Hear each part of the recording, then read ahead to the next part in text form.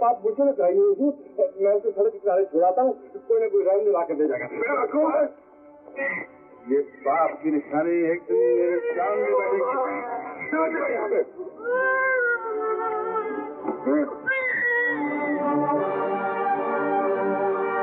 भैया, राजा बाबू, अपनी संतान के साथ ऐसा सलूक, सुन गए अपना वादा, इसको अपना अधिकार दोगे?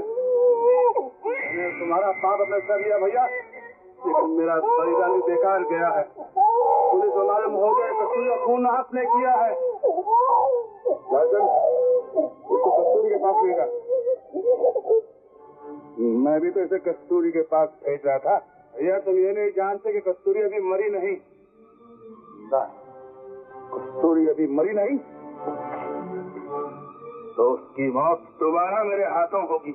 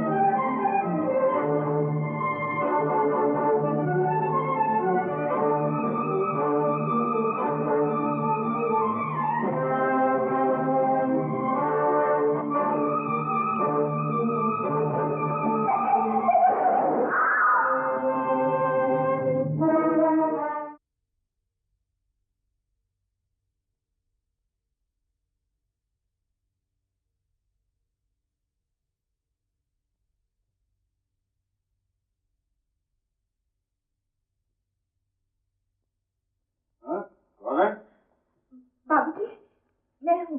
मैं कौन? राधिका, रात वाली। अरे तू सुबह सुबह कहाँ चली गई थी? नौकरी पे। पता मिल गया तुझे? अरे बाबूजी, चिराग तले अंधेरा, ये आपकी कोठरी और वो बाग के उस पार मेरे मालिक का घर। अच्छा, वहां नौकरी मिल गई है तुझे? एक तरह से अच्छा ही हुआ। कल की रात मैंने किसी पराये के घर नहीं काटी, अपने मालिकों के घर ही काटी। कौन मालिक? बाबूजी आप, मुझे सब पता चल गया है। अगर मैं मालिक होता तो महल में नहीं रहता क्या? आप वहां क्यों नहीं रहते मुझे ये भी पता है। बातें छोड़ो, पहले नाश्ता खा लो। हवेली से लाइए, मैं नहीं खाऊंगा। कैसे नहीं खाओगे? एक तो मैं तुम्हारे लिए चोर बनूं और उस पर तुम भूखे रहो। राधिका, जब मेरी अपनी माँ, मेरा अपना भाई, मेरी अपनी भाभी, उन्हें मेरी भूख की फिक्र नहीं तो तू मेरी भूख प्यास की इतनी परवाह क्यों करती है? तुम्हें मेरी क्या परवाह पड़ी थी? तुम्हें ठंड में ठिठुरते देखकर अंदर बुलवा लिया। बस वही बात है। मैं नौकरी पे जा रही हूँ, खा लेना। बाबूजी, ये मेरी तस्वीर कहाँ गई? भेज दी बाजार में बिकने को। राम राम राम, मुझे बेच दिया? नहीं राधिका, तुझे नहीं बेचा, तेरी एक हल्की सी परछाई को अपनी कल्पना में ढाल कर बेच दिया। ये तो शहर की बातें हैं, जहाँ परछाइयाँ भी बिकती हैं। नाश्ता जरूर खा लेना। औरत तेरे 3 रूप, सीमा, कस्तूरी, राधिका।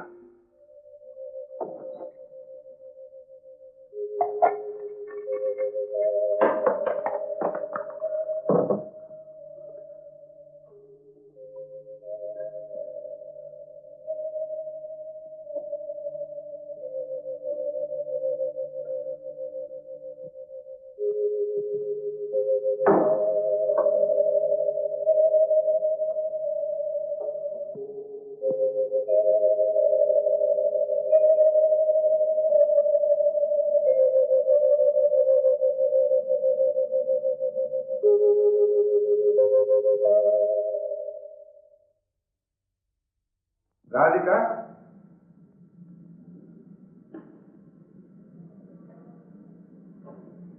कहाँ गई थी? कहीं नहीं, आंगन की फुलवारी में बैठी थी। बाहर क्या काम? काम तो कोई नहीं था, अंदर जरा गर्मी लग रही थी, बाहर हवा खाने चली गई। राधिका, मालकिन अस्पताल में हम घर में अकेले अच्छा नहीं लगता। कमरा भी किसी ने ठीक नहीं किया। तुम ऊपर चले जाओ ना, चादर वादर ठीक कर देना। मालकिन बहुत खुश होंगी जानकर कि तुम हमारी इतनी देखभाल करती हो।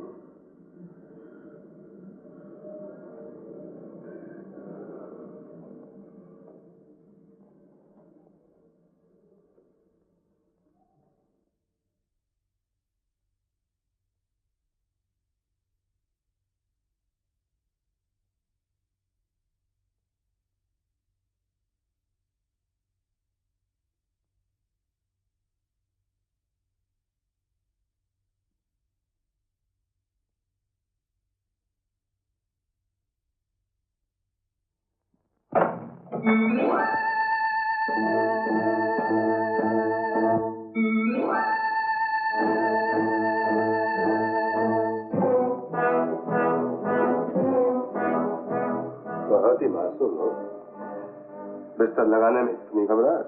जी बाबूजी, भूल चूक माफ करना।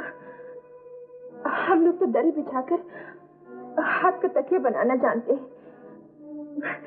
ये चादर तो मेरे हाथ फिसल फिसल जा रही है। तुम्हारी मालकिन तुम्हें बहुत चाहती है। आज अस्पताल में भी तुम्हारी तारीफ कर रही थी। बड़े लोग बहुत अच्छे होते हैं, छोटों की भी तारीफ करते हैं। आखिर वो ठहरी मालकिन और मैं नौकरानी। लेकिन हम तुम्हें नौकरानी नहीं समझते। तुम्हें तो किसी दिल में शहजादी बन के रहना चाहिए।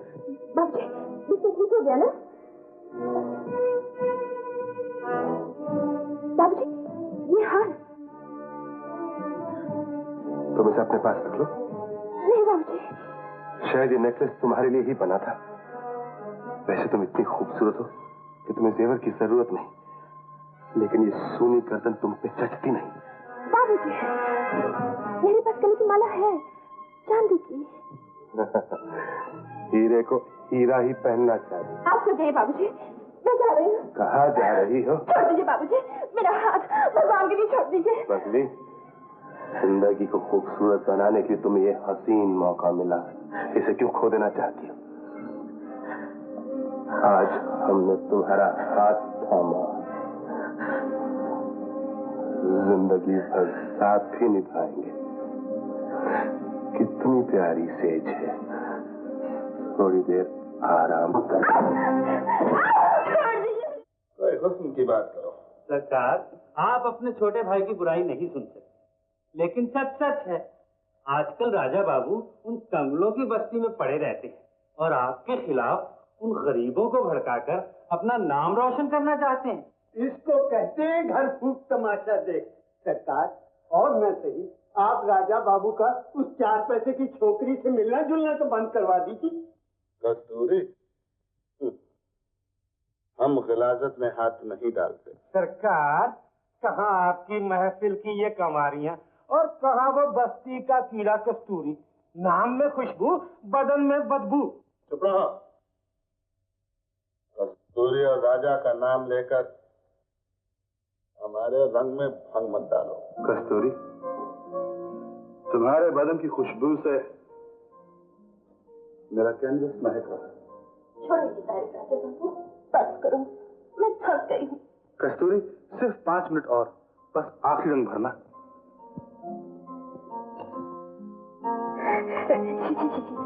क्या मैं अंदर आ सकती हूँ?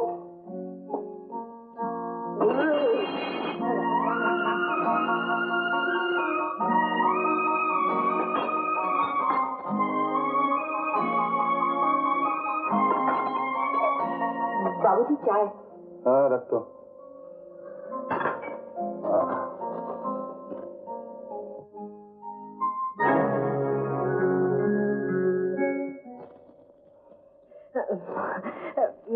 मेरे लिए क्या हुक्म है? तुम अभी तक यहीं खड़ी हो? जी, जवाब लेकर जो जाना है। जवाब? किस बात का? चिट्ठी का, ट्रे में पड़ी है।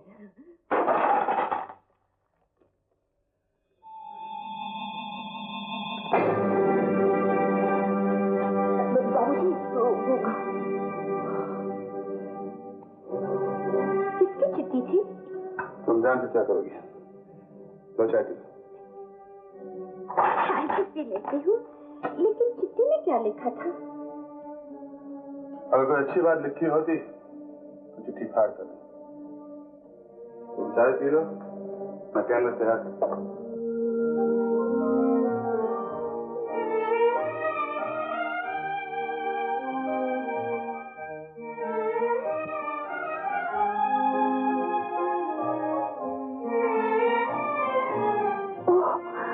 बड़ी तूफानी रात है, तुम्हें कहीं सर्दी ना लग जाए। ये लो, मेरा जैकेट पहन लो। लेकिन जैकेट के बगैर आपको सर्दी नहीं लगेगी? अरे वाह, मुझे कहाँ जाना? ये लो। हाँ, खाली हाथ मत जाओ। एक दिन खाली हाथ गई थी तो क्या, आपके द्वार से हमेशा कुछ न कुछ लेकर ही तो जाती हूँ।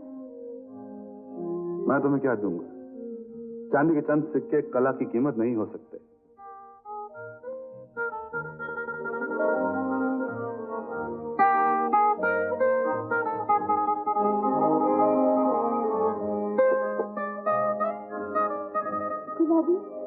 क्या हुआ?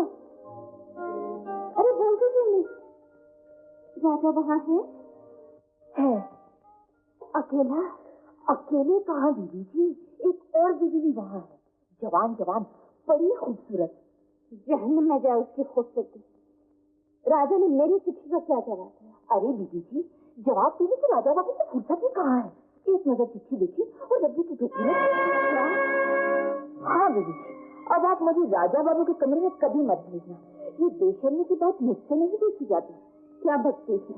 ठीक है तो कहती हूँ बीवी जी, अब आप ही कहिए, इतने लंबे चौड़े बदन पर इतना सा कपड़ा जब मैं औरत होकर खुद अपनी आंखों से नहीं देख सकती तो राजा बाबू तो मर्द है, रोज रोज कैसे देखते होंगे। राम राम राम राम। अच्छा अच्छा, अब ज्यादा बातें मत मना और चली जाए।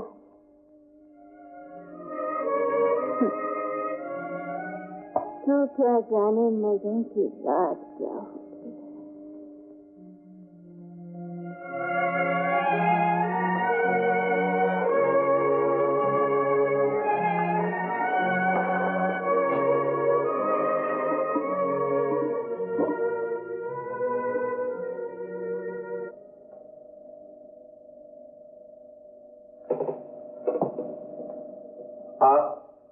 यहाँ इस वक्त? हाँ, मैं 2 लफ्जों में मेरी चिट्ठी का जवाब लिख देती तो क्या तुम्हारे हाथ दुख जाते?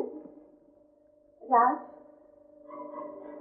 ये कब तक अपने मॉडल के भरे भरे शरीरों को देखकर अपनी आंखों की प्यास बुझाते रहोगे? बोलो राज, कब तक मेरे सब्र का इम्तिहान लोगे? मैं ना आपके यहाँ आने का मतलब समझ सका हूँ और ना आपकी बातों का। एक जमाने में तो तुम खूब समझते थे। बीती हुई यादों का गला तुमने घोंट दिया होगा, लेकिन वो यादें मेरे दिल में तो अंगारा बनकर दहक रही। बोलो राजू, क्या इस जिंदगी में तुम मुझे अपना मॉडल नहीं बनाओगे? मत भूलिए कि आपका हमारा संबंध क्या है। जहन्नम में जाए ऐसा छूटा रिश्ता। अगर तेवर भाभी का रिश्ता छूटा है तो दुनिया में सच्चा रिश्ता क्या होगा? राजा, मैं तुम्हारे भाई की बीवी जरूर हूँ, लेकिन तुमने कभी ये भी सोचा है कि शादी के बाद उन्होंने मुझे कौन सी खुशी दी है? दौलत जमा करने और शिकार खेलने के बाद उनके पास मेरे लिए वक्त ही कहाँ बचता है। आज 3 दिन हुए वो जंगलों में जानवरों के पीछे, और मैं इस घर की 4 दीवारी में कैद अपनी जवानी का मातम कर रही हूँ। आपको ये शिकायत भैया से करनी चाहिए, मुझसे नहीं। मैं तुमसे शिकायत तो नहीं कर रही हूँ। एक कैदी को भी वक्त काटने के लिए कुछ काम दिया जाता है। अगर मैं अपने सूनेपन से घबराकर तुम्हारे पास आ जाती हूँ तो फिर तुम घबरा क्यों जाते हो? वो दिन याद करो जब तुम मुझसे कॉलेज में कहा करते थे, सीमा, मेरा पहला मॉडल तुम ही बनो। मुर्दे को कब्र में गाड़ कर खुदा नहीं करते। आप मेरी भाभी, मेरा धर्म आपकी सूरत देखना नहीं, मेरा धर्म आपके चरणों की पूजा करना। क्यों? मेरी सूरत में वो पहले से रंगत नहीं? क्या मैं इतनी गई गुजरी हूँ राजन कि मॉडर्न न बन सकूं? राजन, मैं वही सीमा हूँ। राजन, मैं वही सीमा हूँ। मैं एक चित्रकार हूँ। मैंने जिंदगी में सैकड़ों तस्वीरें बनाई हैं। मैंने खूबसूरती को अपने कैनवस पर उतारा है, मासूमियत को अपने रंगों से जान दी है। लेकिन आप मेरी भाभी हैं और आपको मॉडल बनाकर मैं पाप की भयानक तस्वीर नहीं बनाना चाहता। राजा, चली जाइए, चली जाइए। इस कमरे में कला का राज है, यहाँ वासना का निवास नहीं हो सकता। चली जाइए।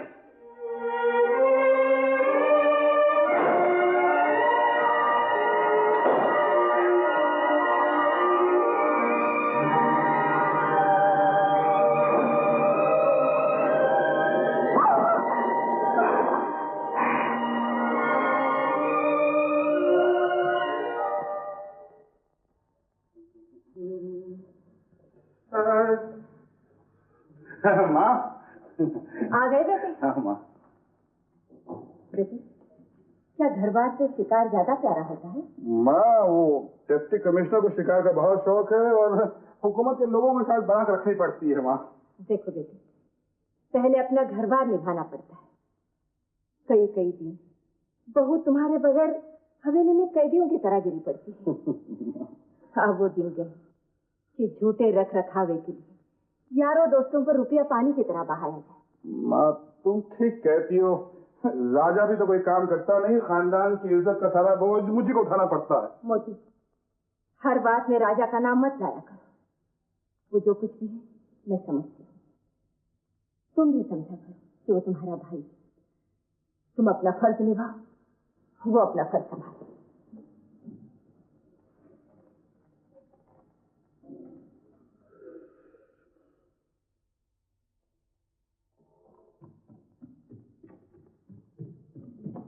सरकार, अच्छा हुआ आप आ गए। क्या बात है?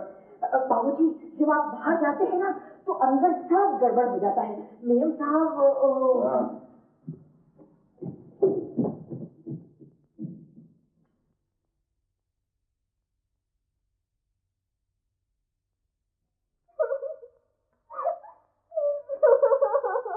सीमा,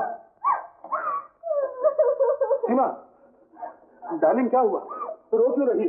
बताओ ना, बताओ मुझे। मेरे दिल की धड़कनें और ना बढ़ाओ। बताओ सीमा, क्या हुआ? क्या हुआ डार्लिंग, बताओ ना। समझ गया, आज घर आने में थोड़ी सी देर हो गई, इसलिए तुम्हारा दिल चोट खाए हुए है ना। I am sorry sweetheart, I am really sorry. क्या करूं, शिकार की पार्टी घने जंगलों में काफी दूर तक चली गई थी, उन्हें छोड़कर कैसे आ जाता। I am sorry sweetheart. लेकिन डार्लिंग, मुझे तुम किसके सहारे अकेला छोड़ जाते हो? तुम्हें क्या मालूम तुम्हारे जाने के बाद मुझ पर क्या बीती? क्या हुआ? बस जिंदगी और मौत में 2 कदम का फासला था। सीमा, क्या कह रही हो? साफ साफ बताओ ना। अब अपनों की भी क्या शिकायत करूं? घर में किसी ने परेशान किया तुम्हें? तुम्हारे भाई के सिवा और कौन हो सकता है? राजा? क्या किया उसने? नहीं डाली, मुझसे जबान न खुल पाएगी। तुम्हें मेरी जान की कसम, सच सच बताओ क्या हुआ? वो शराब के नशे में थी। आधी रात को मेरे कमरे में घुस आया। उस वक्त सिर्फ मैंने नाइटी पहनी हुई थी, तो मुझे अपने कमरे में ले जाने के लिए मजबूर करने लगा। मैंने पूछा क्यों, तो कहने लगा, सीमा, इस लिबास में आज तुम कितनी खूबसूरत लग रही हो। तुम्हें देखकर जी चाहता है कि मैं एक पेंटिंग बना डालूं। जब मैंने ना कहा तो उसने लपक कर मुझे अपने बाहों में ले लिया। अगर उस वक्त चिल्ला के मैं गुलाबी को न बुलाती तो डाले आज मेरी इज्जत। हाँ मालिक, बड़ी मुश्किल से बीबी जी की जान और इज्जत बची। शराब के नशे में राजा बाबू देवर और भाभी का रिश्ता भी भूल गए। मैं जब बीबी जी की चीख सुनकर ऊपर आई तो उस वक्त राजा बाबू बीबी जी का हाथ खींच रहे थे और बेचारी बीबी जी अपनी जान छुड़ाने की जगह कर रही थी। और ये क्या कर रहे हैं आप? ये क्यों बोल रहे हैं कि वो आपका भाई है और मेरा देवर? मैं उसे नहीं छोड़ूंगा, लेकिन मैं उसे नहीं छोड़ूंगा।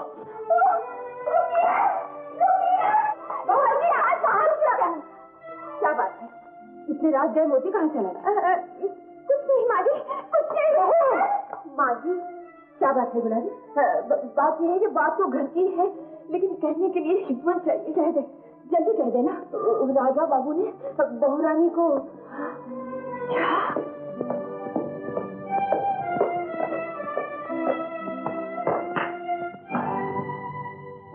अभी तक जाग रहे हो तुम? इंतजार है किसी का? भैया तुम आ गए हो, बहुत अच्छा किया। माना कि तुम्हें शिकार का शौक, लेकिन ऐसा भी क्या शौक जिसमें तुम घर बार और भाभी तक को भूल जाते हो। किसकी भाभी? मेरी भाभी। तुम्हारी भाभी? बेशर्म, भैया के सामने भीगी बिल्ली बन जाते हो। टके टके की बाजारी लौंडियों की तस्वीरें बनाकर तुम घर और बाजार का फर्क भी भूल गए हो। भैया ये तुम क्या कह रहे हो?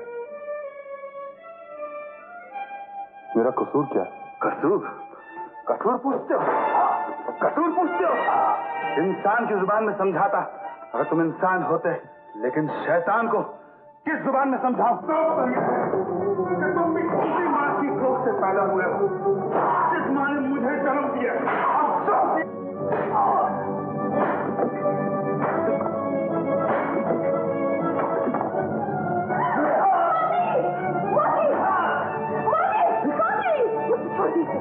कैसे छोड़ दूं माँ?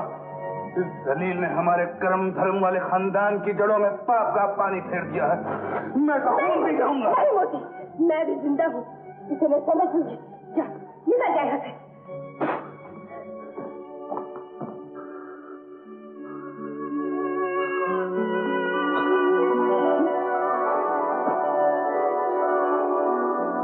माँ, ये खून भी तो तेरा ही खून है। तुझे अपना खून कहते हुए मुझे शर्म आती। अगर तू मेरा खून होता तो ऐसी गंदी हरकतें न करता। माँ, मर गई तेरी माँ। माँ कहकर इस शब्द का अपमान न कर। देवर के लिए माँ और भाभी में कोई भेद नहीं होता। माँ जैसी भाभी को तूने बुरी नजर से देखा। तेरा मेरा कोई संबंध नहीं। चला जा यहाँ से।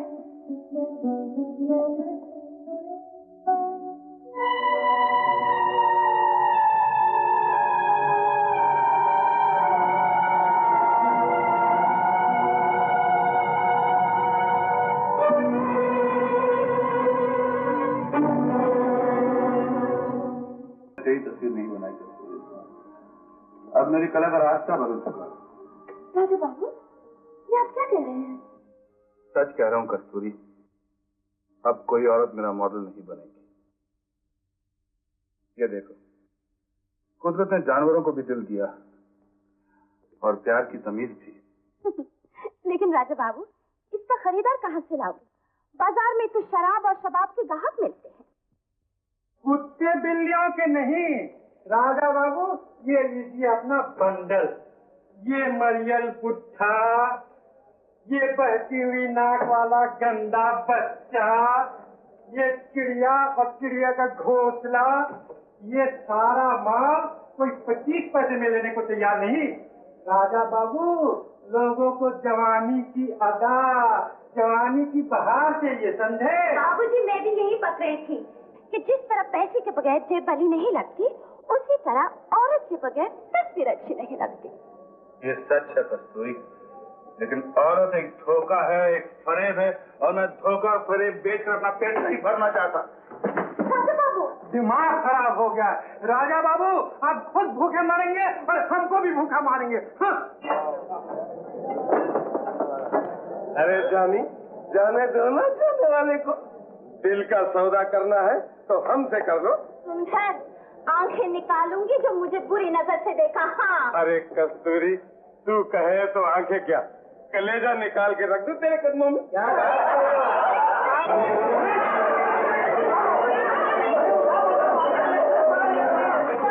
नानी मर गई, ये बोतल सामान जरा दे।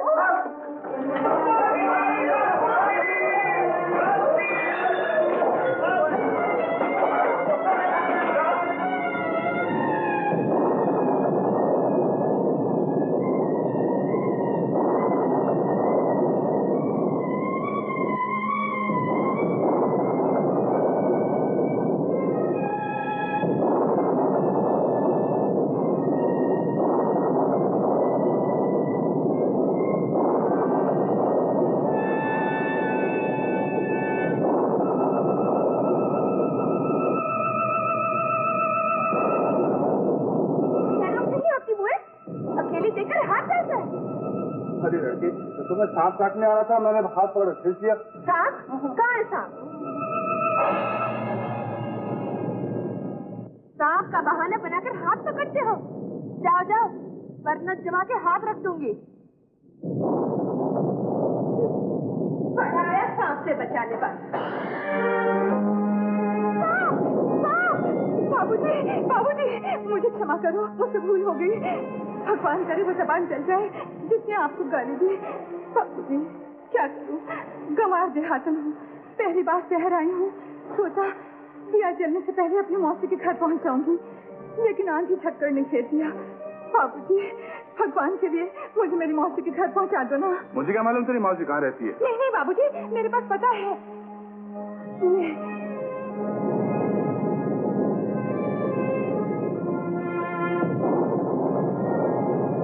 क्या लिखा है इसमें? पानी में धुल गया सब कुछ? मारी गई परदेश में, अब कहाँ जाऊं? बाबूजी, बाबूजी, बाबूजी सुनिए, बाबूजी मुझे अकेला मत छोड़ के जाइए। बाबूजी, बाबूजी, बाबूजी, बाबूजी,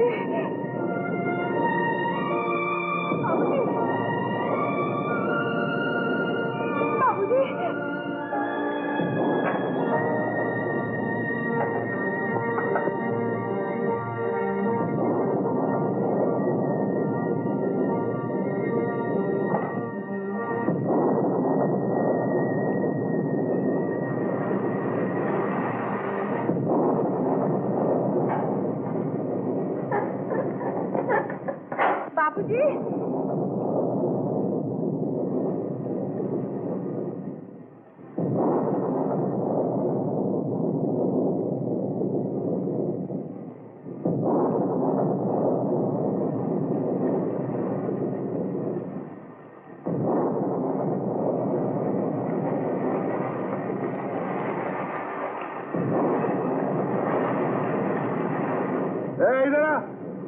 इधर आ।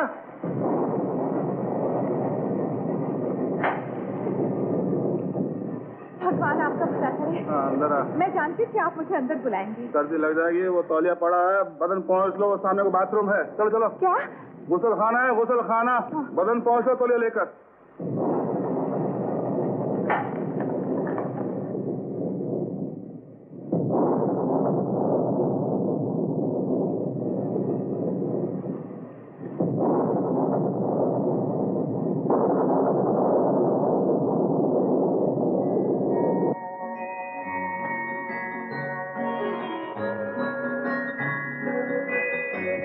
बाबूजी, आपके कमरे में इतनी सारी तस्वीरें क्यों हैं?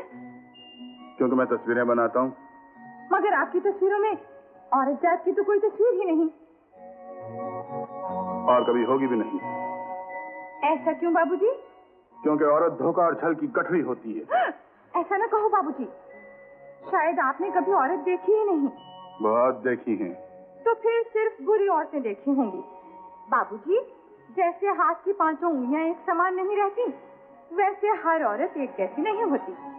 क्या आपने सीता माँ, अनुसुईया, सावित्री का नाम नहीं सुना? सिर्फ नाम सुना है। ये सब पिछले युग की औरतें थी। ये भी ठीक है, मगर बाबूजी वो पिछले युग जैसे मर्द भी अब कहाँ दिखने में आते हैं? न राम, न लक्ष्मण, न अर्जुन, न भीम। लेकिन इसका ये मतलब नहीं कि आप सारी औरत जैसे से घृणा करें। अब ये सबक भी तुझसे सीखना पड़ेगा मुझे, हैं? बाबूजी, अच्छी बात कहने वाली थी, छींक आ गई। कौन सी अच्छी बात है, जरा हम भी सुने। बाबूजी, अब आप जल्दी से शादी बना लें।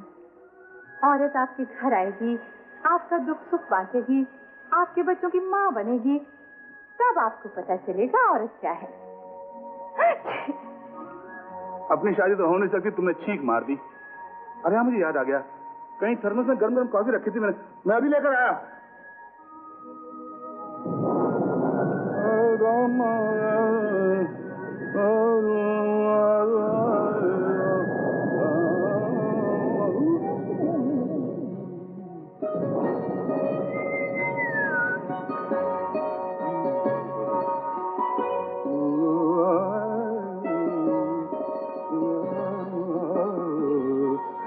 ये रही गरम गरम कॉफी।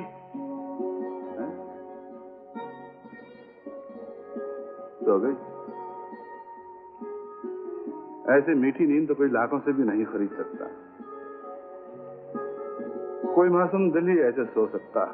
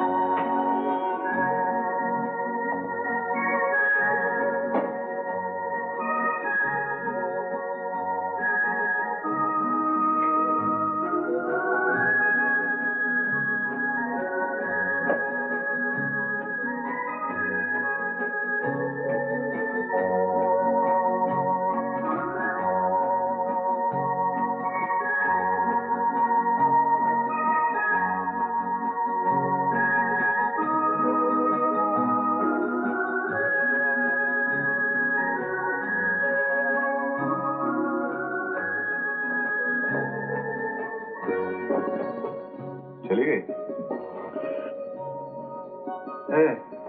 ये बिंदिया शरीर लड़की खुद आ गई होगी।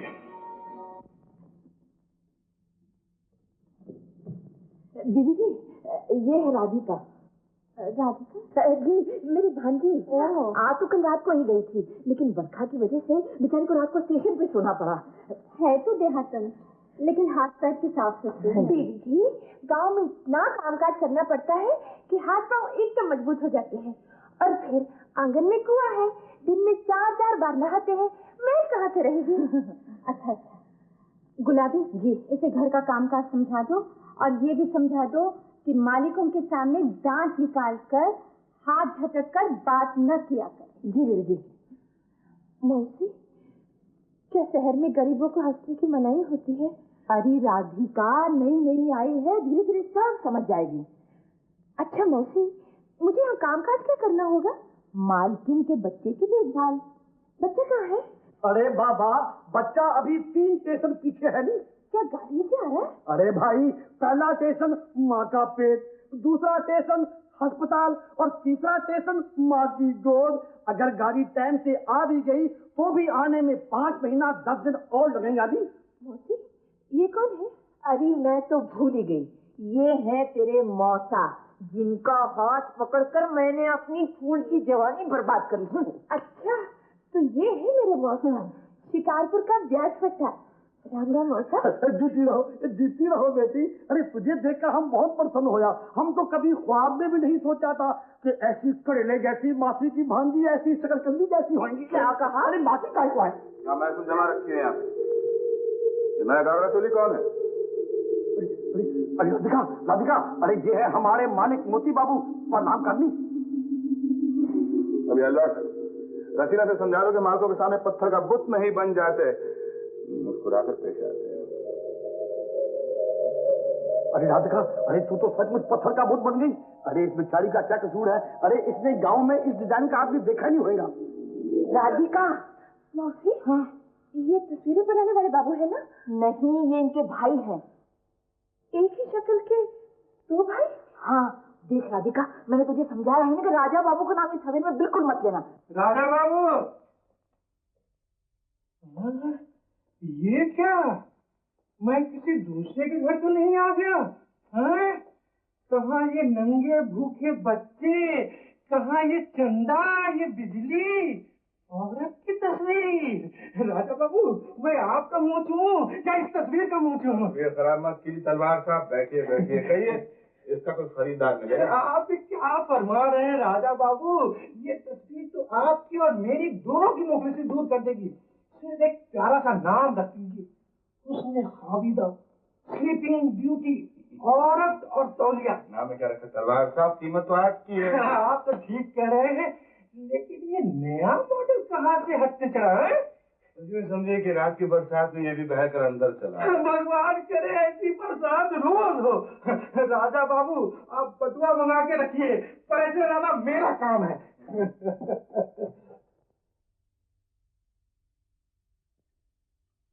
ठीक है,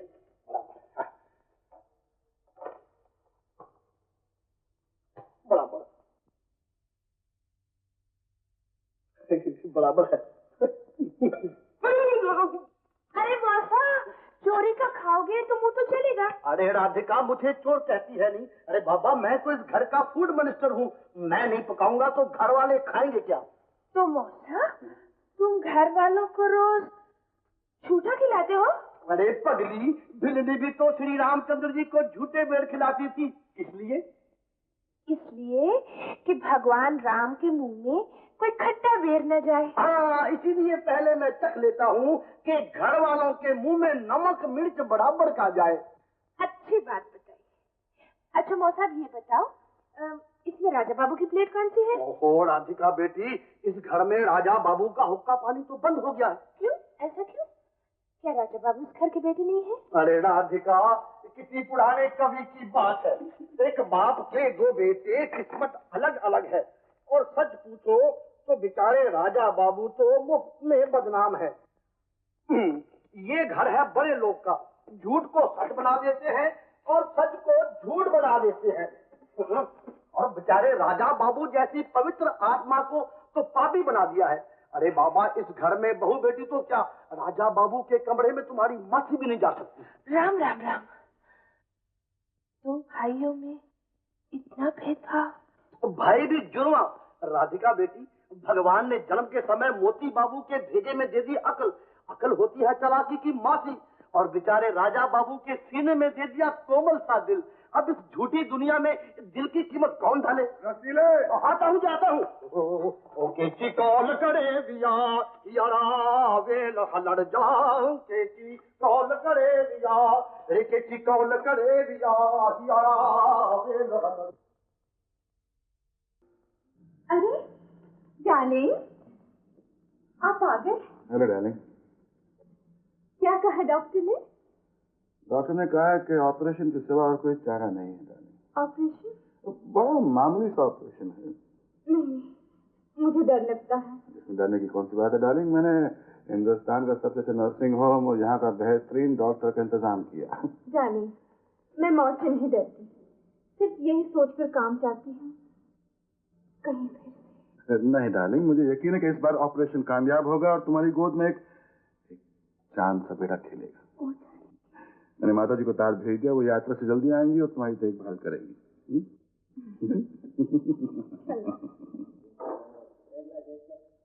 ये ले कस्तूरी। सिर्फ 15 रुपया? अरे कस्तूरी, दारू का धंधा तो बंद हो गया है, पुलिस ने अलग नाक में दम कर रखा है। ये तो मैं तेरा पहले के साथ दे रहा हूँ, नौकरी कहीं और ढूंढ ले। नौकरी तो मैं दे दूंगा। अरे कस्तूरी, दर पदर मारी मारी फिर रही है, अब भी मान जा, मैं तुम्हें नौकरानी नहीं दिल की रानी बनाकर रखूंगा। बदमाश, बिकाऊ माल समझ रखा है मुझे खरीदने वाला जिस दिन पैदा होगा, भूचाल आ जाएगा उस दिन। वो चाल तो उस दिन भी आया होगा जिस दिन तुमने बचपन की गली से जवानी के मोहल्ले में कदम रखा होगा। उस दिन का थप्पड़ भूल गया क्या? मंदर, तुझे दादागिरी करते हुए सिर्फ 5 साल हुए। ये मत भूलना कि बस्ती में मेरे जैसे तेरे गुरु भी हैं। जग्गू, ये मेरा और कस्तूरी का मामला है, खून का भी कोई धर्म होता है। पॉकेट मारे, दारू का धंधा करें, लेकिन एक बेबस लड़की को सताना ये धर्म नहीं। जा अपना रास्ता ले, जा अपना रास्ता ले। चलो कस्तूरी। जग्गू काका, जब तक राजा बाबू का सहारा था, ये बस्ती वाले मुझसे डरते थे, लेकिन अब तो सारी बस्ती की आंखें उंगलियां मुझ पर उठती है। तो आजकल बेकार है क्या? हाँ जग्गू काका, एक मैखाने में नाच कर गुजारा चलता था, वो भी बंद हो गया। कस्तूरी, अगर इरादा हो तो तुम्हारी नौकरी के लिए छोटे सरकार से मैं बात करूं। लेकिन उन्होंने मॉर्निंग बंद कर दी। नहीं कस्तूरी, अभी थोड़ी देर पहले वो तुम्हारा ही जिक्र कर रहे थे। कह रहे थे अगर कस्तूरी मुझे मिल जाए तो मैं फिर से तस्वीरें बनाना शुरू कर दूं, अपनी खोई हुई दुनिया फिर से बता दूं। सच जग्गू काका? बिल्कुल सच। हाँ मेरे साथ।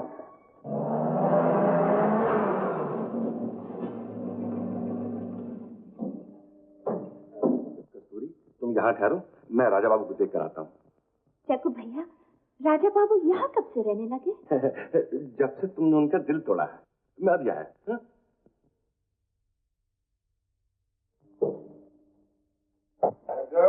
हुजूर, आज खाली हाथ आया? खाली हाथ आया हूँ, लेकिन खाली हाथ जाऊंगा नहीं। वो टुकड़ा लाया हूँ कि शराब की पट्टी एक तरफ और उसका नशा एक तरफ। अच्छा, ऐसी चीज कहाँ से ढूंढना है? तो हुजूर, चीज तो आपकी भी जानी पहचानी है। राजा बाबू कस्तूरी को तो देखा होगा आपने। कस्तूरी तो राजा की। हुजूर, माल उसी का जो मंडी में बढ़कर गोली लगाए, और फिर मैंने कौन सा उसे कहा है कि वो हुजूर से मिलने आई है। वो तो अपने राजा बाबू से मिलने आई है।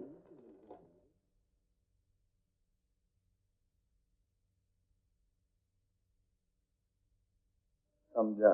फिर तो 2 घड़ी के लिए आप राजा बाबू बन जाइए। कस्तूरी को जरूरत है अपने खोए हुए प्यार की, और आपको जरूरत है नए नए शिकार की। तो हुजूर बुलाऊं?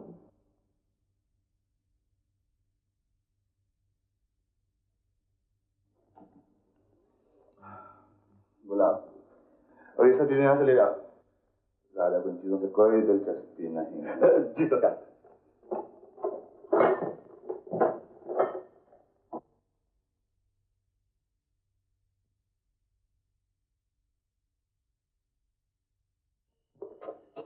कस्तूरी, राजा साहब तुम्हें याद करा।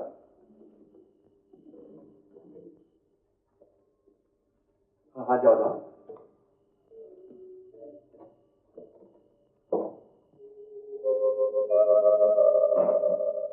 राजा बाबू। आओ कस्तूरी। राजा बाबू,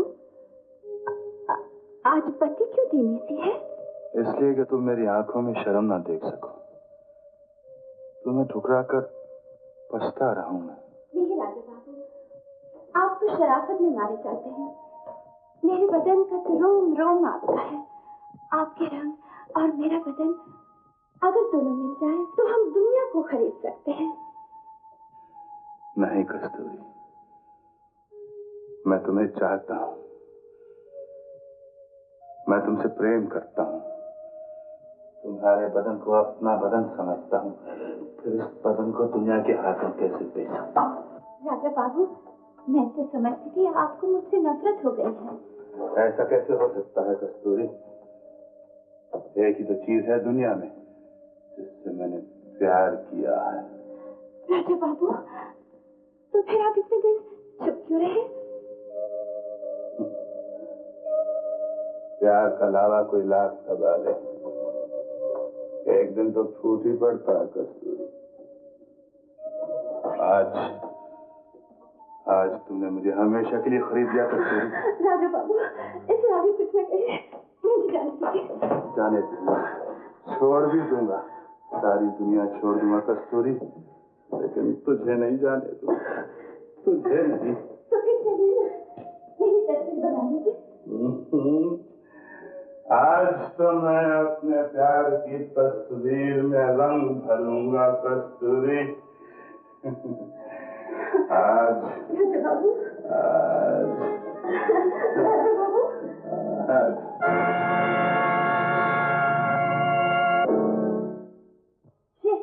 क्यों आज कोई मोटी मुर्गी हाथ लगी? सारा शहर खरीद लाई है। तेरे पेट में क्यों मरोड़ उठता है? कमाती हूँ, खाती हूँ। एक तो हराम का खाती है और ऊपर से करती है। कस्तूरी, तेरे ये लक्षण देख देख कर बस्ती की दूसरी लड़कियां बिगड़ जाएंगी। बाप की कमाई करनी है तो ये बस्ती छोड़कर कोई और ठिकाना कर ले। चौधरी, कौन करता है पाप की कमाई? मैं राजा बाबू के पास गई थी। राजा बाबू ने मेरी तस्वीर बनाई, मुझे रुपए दिए और उसी रुपए से मैं ये सामान खरीद कर लाई हूँ। तो तू राजा बाबू के पास गई थी? कस्तूरी, अपनी गंदगी की चादर में उस शरीफ आदमी को क्यों लपेट रही है? राजा बाबू तो कब से तेरी कोठरी में बैठे तेरा इंतजार कर रहे हैं। राजा बाबू, नहीं। राजा बाबू, ये कैसे हो सकता है?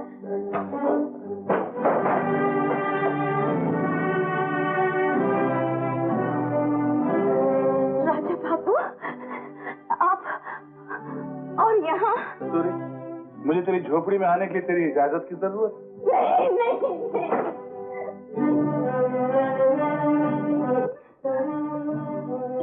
अरे तू घबराई हुई सी क्यों है? मैं तो सिर्फ तुझसे ये कहने आया था कि मैंने फिर से जिंदगी की खूबसूरती यानी कि हुस्न और जवानी की तस्वीरें बनाना शुरू कर दी हैं। अब तो भटकना नहीं पड़ेगा। अब मुझे फिर से तेरी जरूरत है। राजा बाबू, मैं तुम्हारी तस्वीरों के काबिल नहीं। ये सच है कि औरत धोखा है, फरेब है, लेकिन मर भी कुछ कम नहीं होते। पागल तो नहीं होगी? राजा बाबू, ये पागल हो गई? ये तो दुनिया को पागल बना दे। आंख इधर, इशारा उधर, सुबह यहाँ, शाम वहाँ। भला इसे पूछो तो सही, ये डबल रोटियां, ये मक्खन, ये कीमती लिबास कहाँ से आते हैं? मैं अपना शरीर बेचती हूँ, यही कहना चाहते हो ना? हाँ, बेचती हूँ, लेकिन तुम जैसे कुत्ते को मुंह नहीं लगाओगे।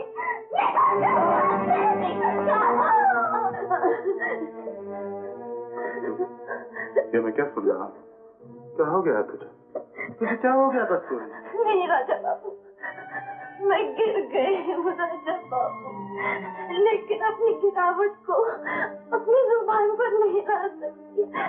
मुझे क्षमा कीजिए, मुझे क्षमा कीजिए। चले जाइए यहाँ से, चले जाइए। तो क्या मैं समझ लूं कि जो लोग कह रहे हैं वो सही है?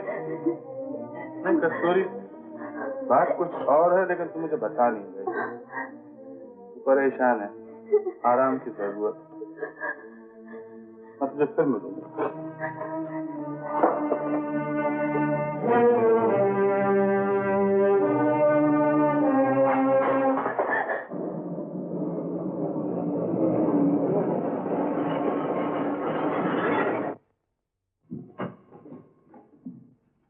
राम राम माता जी, चल सामान निकाल दे।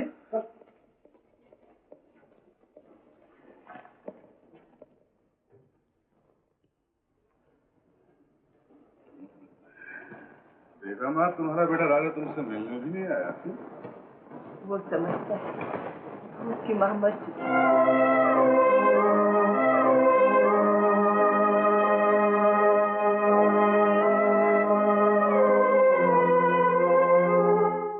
भगवान ने चाहा तो राजा के दिमाग में अकल आने में जरा देर लगेगी, लेकिन माँ तो राधिका मालकिन है, मालकिन। माँ ये नई नौकरानी है घर में काम काज के लिए। बहू कहाँ है? वो स्विमिंग पूल में होगी माँ। लाओ मुझे दो, मैं अभी भेजता हूँ माँ, अभी भेजता हूँ।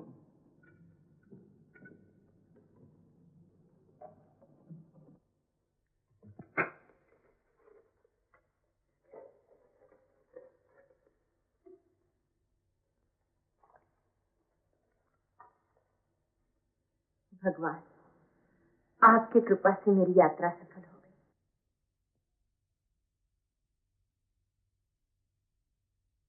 बहू, बहू, कहाँ हो? माँ जी, आप आ गए? कैसी रही आपकी यात्रा? काशी विश्वनाथ जी के दर्शन करके जीवन सफल हो गया। ओह, अब तुम्हारी तबीयत कैसी है बहू? क्या बताओ माँ जी, जिसके पीछे राहु केतु हाथ धोकर पड़े हुए हो, उसकी तबीयत क्या होगी? चुप चुप बोला कर। माँ जी, डॉक्टर ने कहा है इस बार फिर ऑपरेशन करना पड़ेगा। ऑपरेशन? तेरा मतलब है संतान होने के वक्त? जी माँ जी। तू चिंता न कर बहू, ये ले, ये विश्वनाथ जी का प्रसाद है, तेरे सब दोष दूर हो जाएंगे।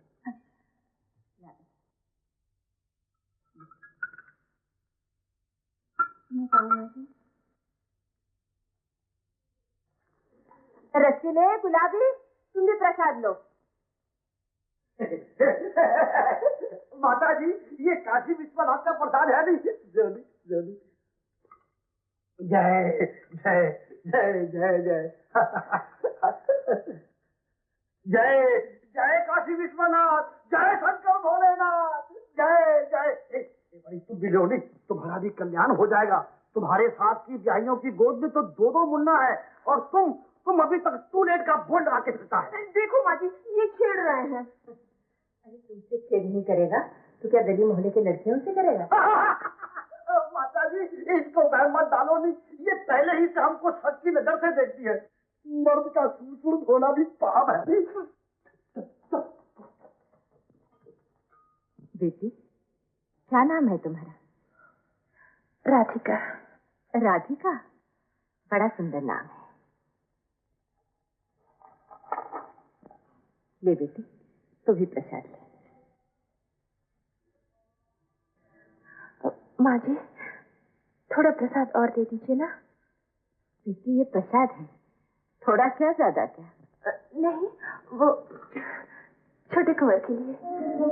राजा के लिए? उस पापी को देवी देवताओं का प्रसाद देने का क्या अधिकार है? प्रसाद की जरूरत धर्म वालों से ज्यादा पापियों को होती है। थोड़े से गंगा जल से उनके सारे पाप धुल जाएंगे। क्या धुल जाएंगे उसके पास? क्यों नहीं, माँ की आशीष और भगवान के प्रसाद से दुनिया इधर की उधर हो सकती है। बेटी, अच्छा।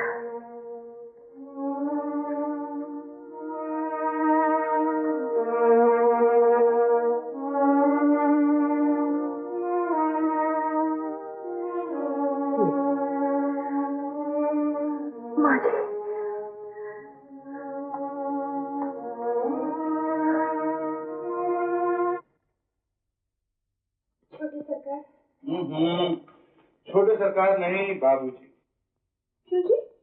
बाबूजी में जो मजा है वो छोटे सरकार में नहीं है राधिका। अच्छा, तो बाबूजी से मैं आपके लिए एक शुभ समाचार लाई हूँ। मेरे लिए? हाँ। क्या? माता जी तीर्थ यात्रा से वापस आ गए हैं। आए होंगे। बाबूजी, ऐसा लगता है जैसे आपको ये समाचार सुनकर खुशी नहीं हुई। घर के सारे लोग माँ जी के आगे पीछे घूम रहे हैं। आप भी जाकर उनके चरण क्यों नहीं छू लेते? राधिका तू नहीं समझी। मैं उस हवेली में पैदा जरूर हुआ था, लेकिन मेरा असली ठिकाना यही है। वो हवेली तो एक मंदिर है और मैं गुनाहों की एक मूर्त हूँ। तो फिर प्रसाद खाकर गंगा जल पी लो, सारे पाप धुल जाएंगे। तू भी मुझे पापी समझती है? बाबूजी, गुस्सा किस बात का? आप अपने मुंह से तो कह रहे हैं। ये तो दुनिया के शब्द है, मैं सिर्फ उन्हें दोहरा रहा हूँ।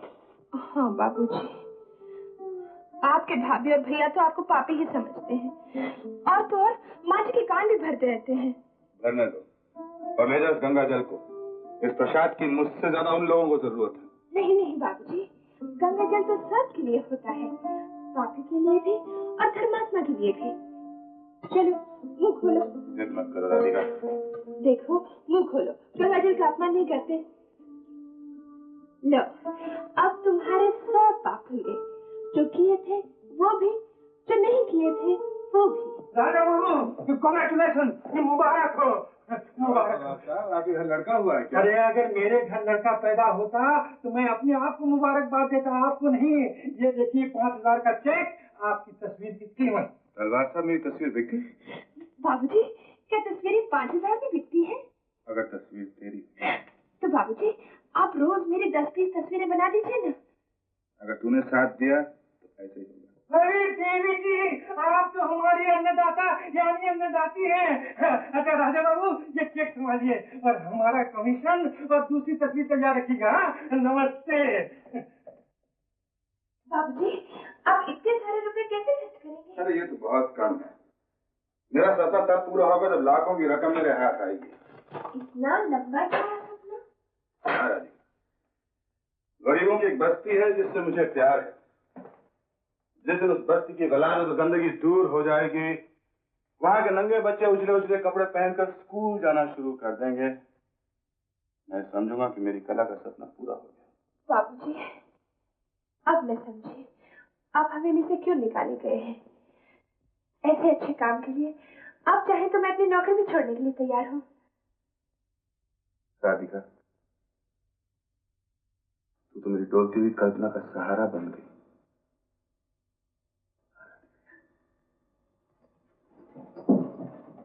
राधिका, जी मालकिन, कहाँ गए? कहीं नहीं। अच्छा, अब झूठ बोलना भी आ गया? नहीं मालकिन। नहीं मालकिन, इसके सिवा और कुछ भी आता है? सच सच बता, कहाँ से आ रही? बता। अरे बुद्धू, सच सच क्यों नहीं बता देती कि बस्ती में मेला देखने गई थी? हाँ मालकिन, मुझसे पूछ के गई थी। गुलाबी जी, जानती नहीं, बस्ती में राजा का आना जाना है, इसे बस्ती के रास्ते पर मत डाल। बस्ती राजा को ही अच्छी लगती, अगर राजा का साया इस पर पड़ गया तो इसे हाथ धोने पड़ेंगे। जी मालकिन। और सुन रही, मुझे पूछे बगैर अगर तू घर से गई तो छुट्टियां पकड़कर गांव भेज दूंगी। बस्ती वाली। मैंने बात मोड़ तोड़ दी, मैं तो आज नौकरी गई थी। अब बता कहाँ से आ रही है? अरे मौसी, जहाँ गई थी वहीं से आ रही हूँ। समझ गई। तो राजा बाबू अब देवता हो गए। मालूम होता है राजा बाबू ने तुझे प्यार के हरे हरे बाग दिखाए हैं। ये हरे हरे बाग तो मुझे पता नहीं, लेकिन पहली बात कुछ। अरे मूर्ख, मैं नहीं कहती कि प्यार व्यार कोई पाप है, लेकिन अपनी चादर देख के पांव फैलाने चाहिए। गरीबों की सुंदरता अमीरों के हाथ का खिलौना है, खेला खाला तोड़ डाला। कल जिस बात के लिए पछताना पड़े वो बात आज करनी ही क्यों? नहीं नहीं मौसी, राजा बाबू ऐसे नहीं है। अगर वो ऐसे होते तो महलों की संतान होकर झोपड़ी वालों के साथ क्यों रहते? मेरा काम तो तुझे समझाना है, ये प्यार एक ढकोसला है। मौसी, अपने अपने मानने की बात है। प्यार परमात्मा भी तो हो सकता है।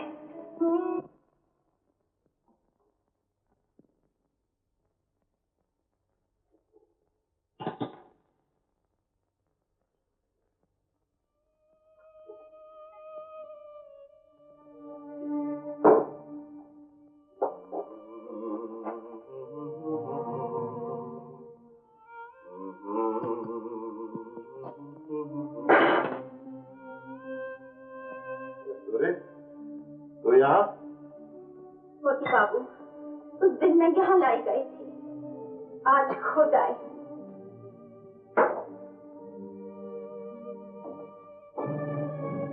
कोई काम है? उस रात के अंधेरे में मैं राजा बाबू और मोती बाबू में तमीज ना कर सकी। उस रात एक पाप ने जन्म लिया था और अब उस पाप पर पर्दा आपको डालना होगा। कौन सा पाप? मोती बाबू, आंख मत छुड़ाइए। मैं आपके बच्चे की माँ बनने वाली हूँ। अपनी औकात बढ़ा, हमारी इज्जत से खेलने की कोशिश मत कर। अमीर गरीब की इज्जत से खेल सकता है और गरीब को फरियाद का भी हक नहीं। मोती बाबू, जो आग आपने मेरे जीवन में लगाई है, उस आग में मेरे साथ साथ आपको भी जलना होगा। हमें तुमसे हमदर्दी है। अगर तुम चाहो तो हम जिंदगी भर के लिए तुम्हारे और तुम्हारे बच्चे के परवरिश के लिए इंतजाम कर सकते हैं। मोती बाबू, आपने मेरी इज्जत लूटी है, मैंने इज्जत बेची नहीं, जिसकी दाम चुका रहे हैं। कस्तूरी, तुम किसकी तरफदारी करने आए? मोती बाबू की नहीं, कस्तूरी, इस बात में मेरा भी हाथ है। मोती बाबू, कस्तूरी गरीब है, मासूम है, इस पर जो जुल्म हुआ है उससे आप नहीं भेज सकते। समाज में हमारा दर्जा बहुत ऊंचा है। अगर हम शादीशुदा ना होते तो कस्तूरी से आज ही शादी कर लेते। मोती बाबू, झूठी तसल्लियों से आप एक गरीब के आंसू नहीं पहुंच सकते। आपको कोई ना कोई ऐसा रास्ता ढूंढना पड़ेगा जिससे दुनिया वाले कस्तूरी को आवारा और बच्चा लेना समझे। कस्तूरी, मैं बहुत शर्मिंदा हूं कस्तूरी, इनकी वास्तव की भूख मिटाने के लिए मैं तुम्हें फुसला कर लाया था, लेकिन आज तुम्हें अपनी बहन मानकर वचन देता हूं कि तुम्हारा इंसाफ करके रहूंगा। मैं गरीब हूँ, लेकिन इतनी गिरी हुई नहीं हूँ कि इनकी मान मर्यादा से खेलूं। बहन माना है तो भाई की तरफ आगे निभाना। जग्गू, हुजूर, हम समझते हैं कि हमारी हवेली की इज्जत खतरे में है। हुजूर, नागन डसने आ रही थी, उसका रुख मोड़ दिया, लेकिन हुजूर, ये कमीनी कभी भी आपकी इज्जत से खेल सकती है। हमारी आदत है कि च्योटी के पर निकलने से पहले ही हम च्योटी को कुचल देते हैं। जी हुजूर। पहले मेरी जान ले लो।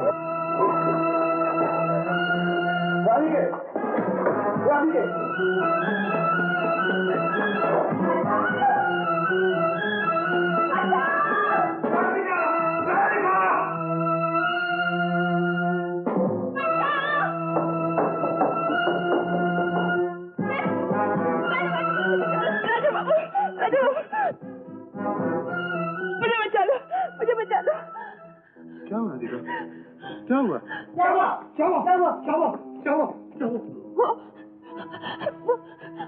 मोती बाबू, मेरी इज्जत। चलो तुम लोग। भाभी नर्सिंग होम हमारे खानदान के नाम लेवा को जन्म देने गई है और आप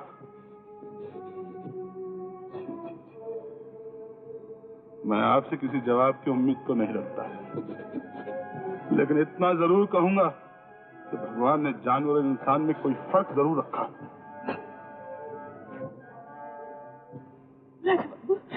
ये क्या आपने? आज हवेली के लोगों को पता तो चलता कि मोती बाबू। नहीं राधिका, नहीं। मैं इस घर का ठुकराया हुआ जरूर हूं, लेकिन ये कैसे भूल जाऊं मैं भी इस हवेली की एक ईंट हूं और मोती भैया मेरे भाई। नहीं नहीं, मेरा दिल इस बात को नहीं मानता।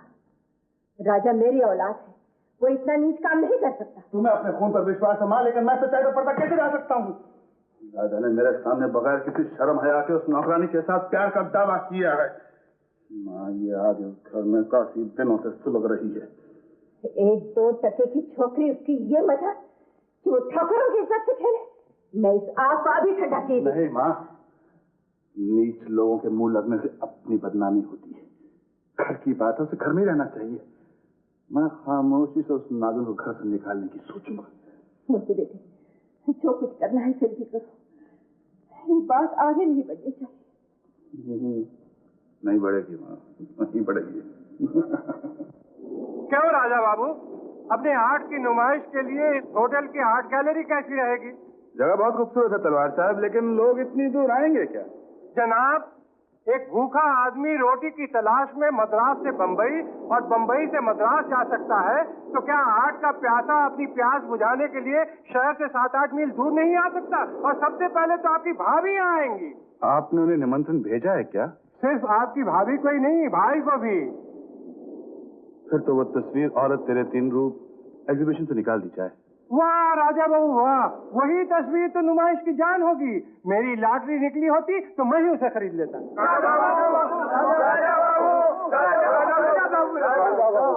राजा बाबू, ये देखिए हमारी मौत का संदेशा।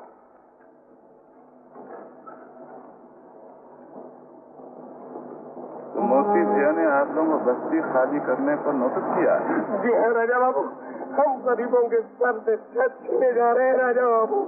लेकिन सिर्फ एक भाई की मर्जी से बस्ती खाली नहीं हो सकती। चलो जाओ, मैं सब ठीक कर दूंगा। राजा बाबू,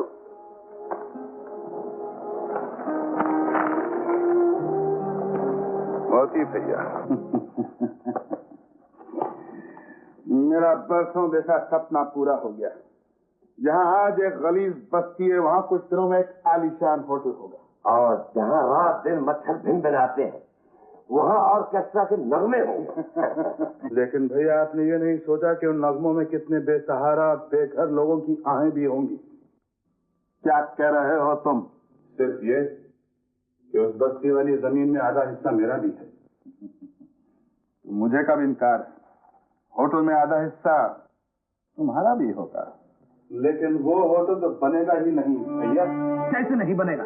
क्योंकि मैं इजाजत नहीं दूंगा। तुम्हें बिजनेस की कोई तमीज नहीं। आखिर उन कंगों से तुम्हें इतना प्यार क्यों है? क्योंकि वो प्यार के काबिल हैं भैया। क्योंकि वो प्यार का जवाब प्यार से देते हैं। एक ऐसा प्यार जिसकी आपको कोई तमीज नहीं। राजा, आज इस हवेली में चरण डालने की क्या जरूरत थी? माँ, मैं अपनी खुशी से नहीं, मजबूरी से आया हूँ। ऐसी कौन सी मजबूरी थी? मैं बताता हूँ माँ। राजा को जायदाद का आधा हिस्सा चाहिए। क्यों?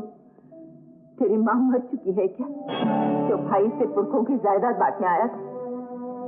नहीं, माँ 100 बरस जिए, लेकिन शायद माँ के लिए उसका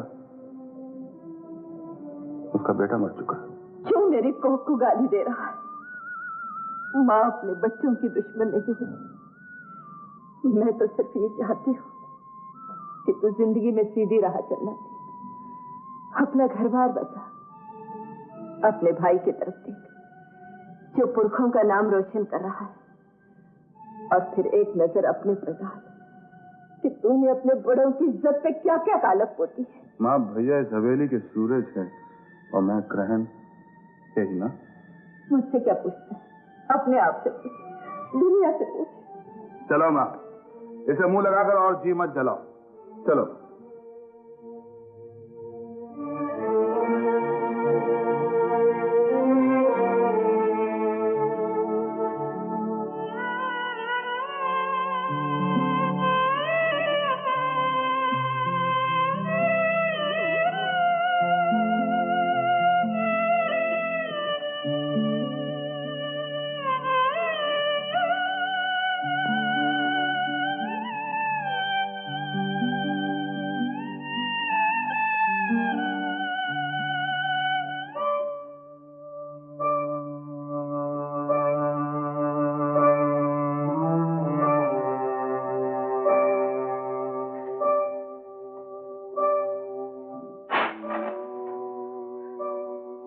बाबूजी, ऐसे जीना छोड़ो। आपके मन में प्यार ही प्यार है। एक दिन ये दुनिया जान जाएगी। दुनिया क्या जानेगी? यही कि जिस माँ ने मुझे पैदा किया, आज वो भी मुझे नहीं पहचानती। अब मेरा संसार में कौन है? कोई नहीं, कोई नहीं। तुम भी तो आज बहुत दिनों के बाद आई हो। क्या करती है? छोटी मालकिन को पता चल गया, मैं यहाँ आती जाती हूँ। तो फिर आज क्यों आई हो? छोटी मालकिन अस्पताल में है, इसलिए चली आई।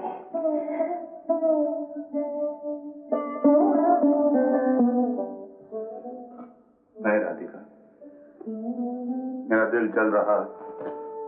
मैं जिंदगी में नफरत के इतने थपेड़े खा चुका हूँ कि अगर कोई दो मीठे बोल प्यार के भी बोल दे तो मुझे डर लगने लगता है।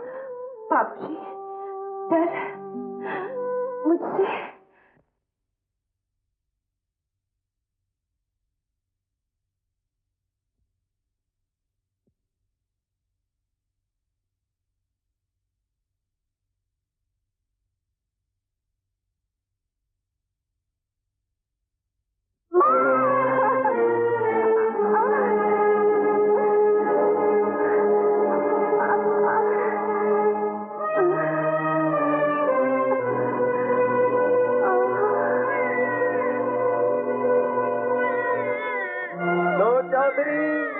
बच गया बात का भोपो। चौधरी जी, जब बस्ती की दूसरी कुंवारी लड़कियां कस्तूरी की गोद में बच्चा देखेंगी तो वो क्या सोचेंगी? अरे भाई, तलैया भी तो एक ही मछली से गंदी होती है। क्यों न इस बात की गठरी को अभी से ठिकाने लगा दें? ठीक कह रहे हो काका। तो फिर नेक काम में देर कैसी? जल्दी चलो चौधरी जी। चंपा, चंपा भाई, चंपा, चंपा भाई, दरवाजा खोलो। जल्दी खोलो। क्या हुआ? लड़का, बधाई हो आप लोगों को। बाप की बधाई हमें क्यों? लड़के के बाप का नाम पूछो जाकर। लड़के के बाप का नाम मैं जानूं। नहीं वो होगा तुम में से कोई एक। क्या सोचेंगे? फैसला करो, चले जाओ यहाँ से। बड़े आयोग किसी खलीफ का मजाक उड़ाने। मुझे अफसोस कि वक्त से पहले बेजान बच्चा पैदा हुआ। डॉक्टर! मोती बाबू, इसके सिवा कोई चारा न था। अगर ऑपरेशन ना किया जाता तो आपकी बीवी की जान चली जाती। हाँ, एक बात और याद रखिए कि आज के बाद आपकी बीवी कभी मां न बन सकेगी। अरे चुप ही हो जा ना सीखे। मरे तेरी माँ, कैसे तुझे माँ मिली है? इसे चुप कराओ ना, इसकी चोट से सारे कान पक गए हैं। अरे कितनी कठोर है तू। इस मुन्ने के जान को इतनी बुखार चढ़ी है, रोएगा नहीं तो क्या करेगा?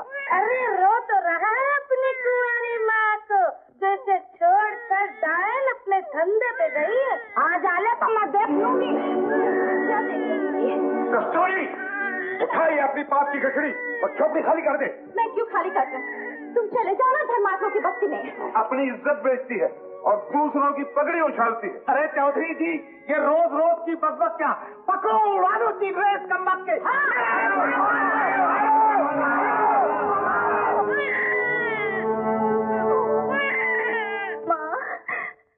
मुझे बचा लो। इसलिए नहीं कि मुझे अपनी जिंदगी प्यारी है, बल्कि इसलिए कि मेरा बच्चा बीमार है। मुझे उसके लिए जीना है, मुझे उसके लिए जीना है माँ।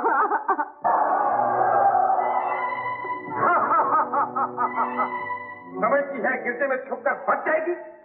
आज इस गिरजे से तुम्हारी जान भी निकलेगी। देख क्या रहे हो? मारो!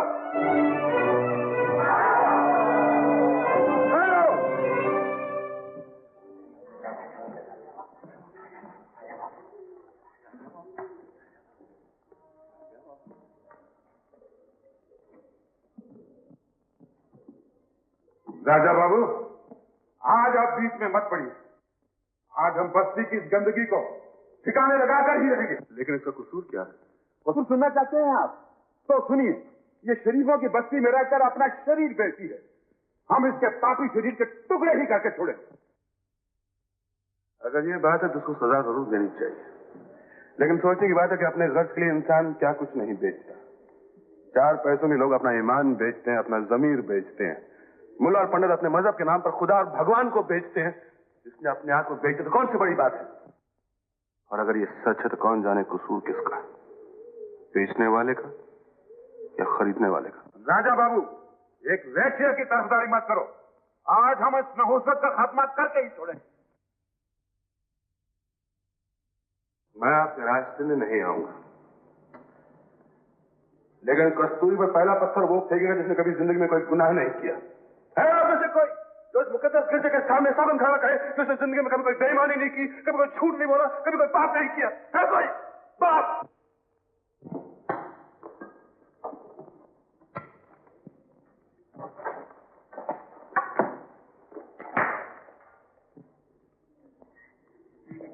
अच्छा बाबू, आपने मेरी जान बचा दी।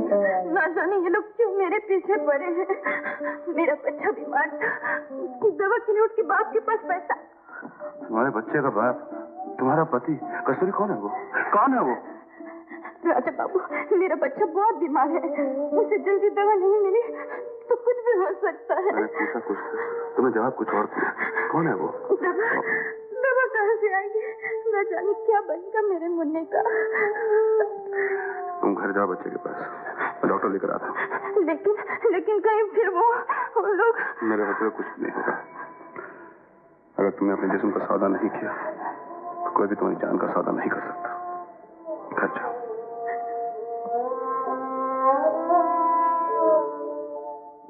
घबराने की कोई बात नहीं, कल तक बुखार बिल्कुल ठीक हो जाएगा।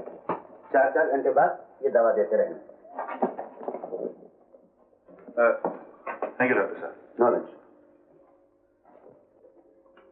सुन रखा है, जिसका कोई नहीं होता उसके भगवान होते हैं। लेकिन राजा बाबू, मेरे आपकी भगवान है। आपने मेरे बच्चे की जान बचाई और कस्तूरी, और उसके लिए भगवान उसका पति होता है। मैं कहता हूँ तू मुझे उसका नाम बता दे, मैं तेरे भगवान को तेरे कपड़े में लाकर रख दूंगा। मैं मजबूर हूँ, गरीब हूँ राजा बाबू। अपनी इज्जत तो गवा चुकी हूँ, दूसरों की इज्जत उछाल नहीं सकती। मुझे मेरे हाथ पर छोड़ दीजिए, मैं विनती करती हूँ। वंडरफुल राजा बाबू, चित्रकारी के मैदान में पुरानी जगत से हटकर आप ये अपने लिए नई राह खोल। सलमान साहब, हर किसी की अपनी अपनी कल्पना होती है, लेकिन घिसी पिटी कल्पना से आपने बगावत की है। Thank you. राजा,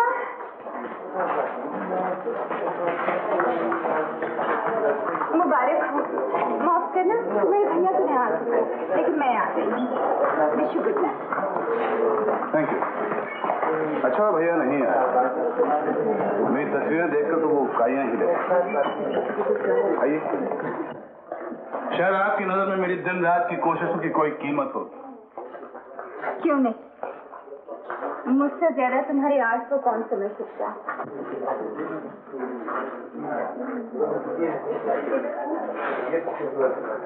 शायद आपको ये तस्वीर पसंद नहीं आई। मालूम होता है राधिका तुम्हारे दिलो दिमाग पर छा गई। जी हाँ, तो उसकी सादगी और उसकी सुंदरता ने कुछ ऐसा जादू किया है कि मैं सारी जिंदगी सिर्फ उसकी कल्पना लेकर सैकड़ों हजारों तस्वीरें बना सकता हूँ। क्यों नहीं, लोग तो पत्थरों को भी पूछते हैं। और फिर राधिका बेचारी चलती फिरती जीती जागती मूरत है। अरे हाँ, वो तुम्हारी शाहकार तस्वीर कहाँ है? औरत के 3 रूप जिसकी बहुत ज्यादा तारीफ हो रही है। आइए मेरे साथ। पूरी कलाकारी दिखाई है।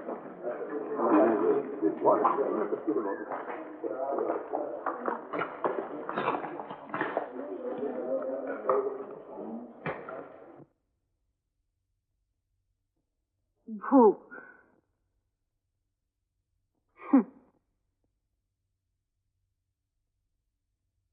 पवित्रता,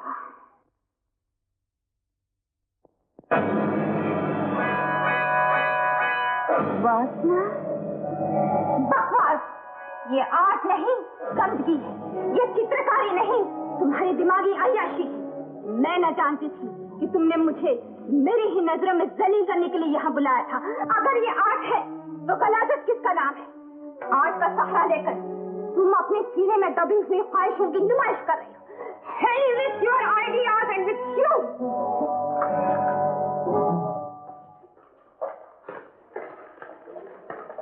राजा बाबू, ये क्या तूफान है? कई लोग आईने से नजरें नहीं मिला सकते। तलवार साहब, हकीकत और सच्चाई का सामना करना बहुत मुश्किल है, बहुत मुश्किल।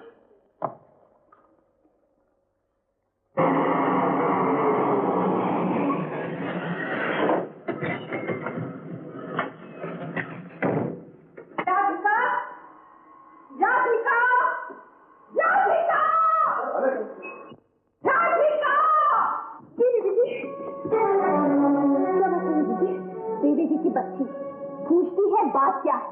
तू इस घर की नौकरानी है या मालकिन? बीवी जी, आप ऐसी बात क्यों करती हैं? मैं तो इस घर के टुकड़ों पे पलती हूँ। लेकिन ख्वाब तो ये देख रही है कि एक दिन हम तेरे टुकड़ों पे पले। सीमा, क्या बात? आप क्या जाने घर में क्या होता है बाहर। मैंने तुझे इस घर में नौकरानी रखा अपने बच्चे की देखभाल करने के लिए, लेकिन तेरे इस घर में ऐसे मनहूस कदम पड़े कि मेरी माँ बनने का अरमान पूरा न हो सका। तो इससे मेरा क्या कसूर है? हाँ, तूने तो अभी दुनिया देखी नहीं। राजा की आर्ट गैलरी तो तेरे तस्वीरों से यूं ही भरी पड़ी है।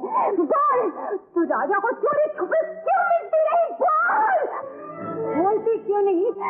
बोलने के लिए तो ये शाम सुख जान। सीमा, हाथ नहीं उठाते। मोती बाबू, ये लाटों के भूत बातों से नहीं मानते। मोती बाबू, भनक तो हमारे कान में ही पड़ रही थी कि आपकी नौकरानी आपके भाई राजा की मुंह लगी हुई है। सुन लिया? बात घर से निकलकर बाजार तक पहुंच गई। मिसेस मोती, आप 2 टके की छोकरी के मुंह क्यों लगती हैं?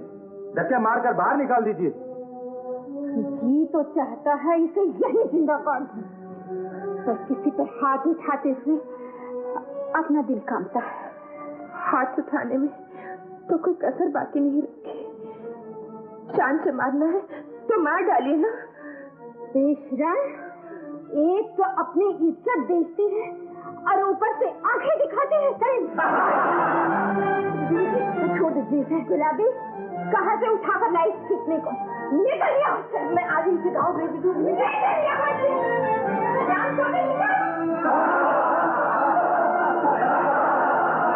आइए मोती बाबू। मुबारक हो राजा बाबू, मुबारक हो।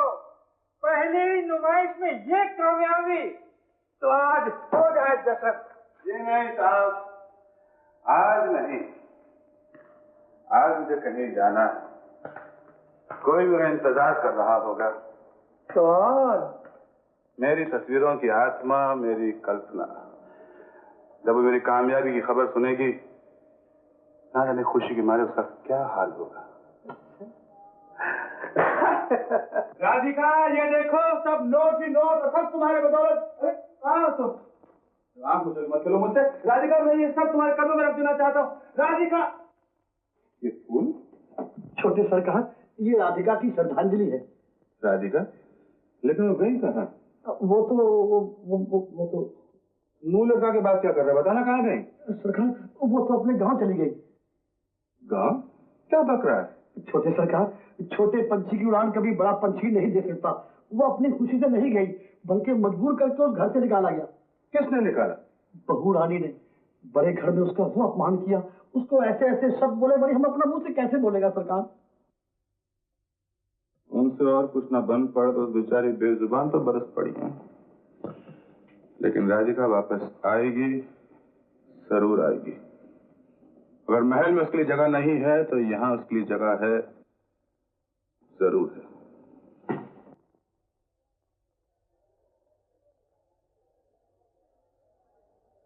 राजा बाबू, कहाँ की तैयारी है? तलवार साहब, राधिका वापस अपने गांव चली गई है। राधिका गांव चली गई? भाभी ने उसका अपमान करके उसे घर से निकाल दिया। तो हुजूर, इसका मतलब ये हुआ कि आपकी भाभी को हमारे पेट से दुश्मनी है। अगर राधिका न रही तो हम खाएंगे कहाँ से?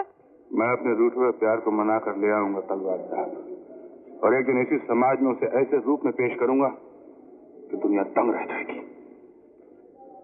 बे सोचे राधिका को घर से निकाल कर तुमने मेरे लिए एक नई उलझन पैदा कर दी। अब कौन सी उलझन आ पड़ी है?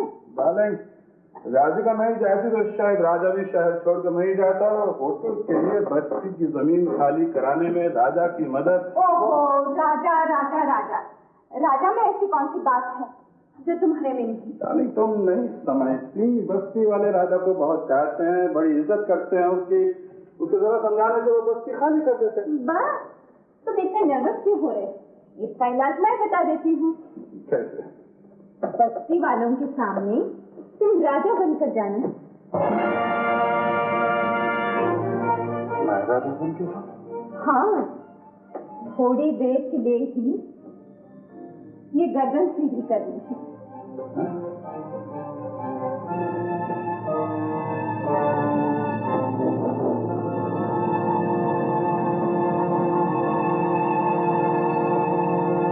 भाइयों और बहनों, हो सकता है डाली, हो सकता है।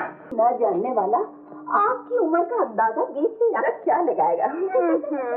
क्यों रे गुलाबी, आज तो मेरी तारीफों के फूल क्यों बांध रही है? लो बीबी जी, मैं तो झूठी तारीफ भगवान की भी ना करूं। हाथ कंगन को आरसी क्या, आईना बोल रहा है, देख लीजिए। बस बस, जरा स्प्रे बढ़ा। बीबी जी, एक 500 रुपए मिलेंगे क्या? किस लिए? मुझ जन्मदिनी का क्या खर्च बीबी जी, वो राधिका की शादी के लिए कपड़े लेते बन रहे हैं ना, वो गांव से मंगाती है, मैं यहाँ से आपसे लेके भेज देती हूँ। ओहो, राधिका की शादी न हुई, किसी नवाबजादी की शादी हो गई। 2-3 हजार रुपए पहले ही लेकर गांव भेज चुकी है। पर बीबी जी, अच्छा बाबा, शाम को ले ले मेरी अच्छी बीवी जी।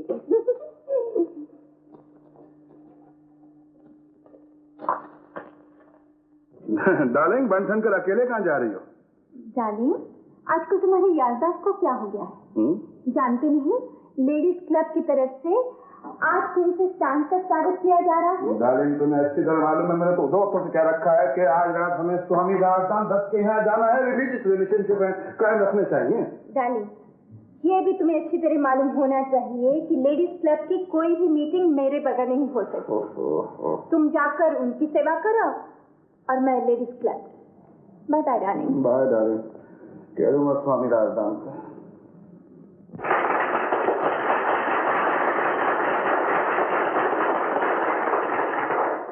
ये लेडीज क्लब की खुशकिस्मती है जो प्रिंसेस चांद हमारे दरमियान है।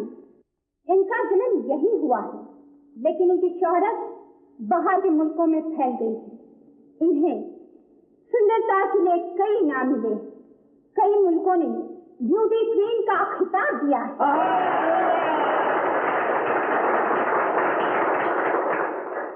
इसके बावजूद अपनी शोहरत और इज्जत को ठुकराकर वो अपने देश लौट आई। क्यों आई है? आप इन्हीं से पूछिए। आइए प्रिंसेस चांद।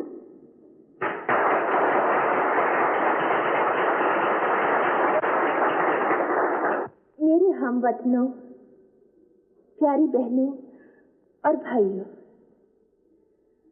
मेरी जन्मभूमि पर जो मेरा स्वागत हुआ है, मेरे पास शब्द नहीं कि मैं इसके संबंध में कुछ कह सकूं, सिवाय इसके कि आप सबका बहुत बहुत धन्यवाद।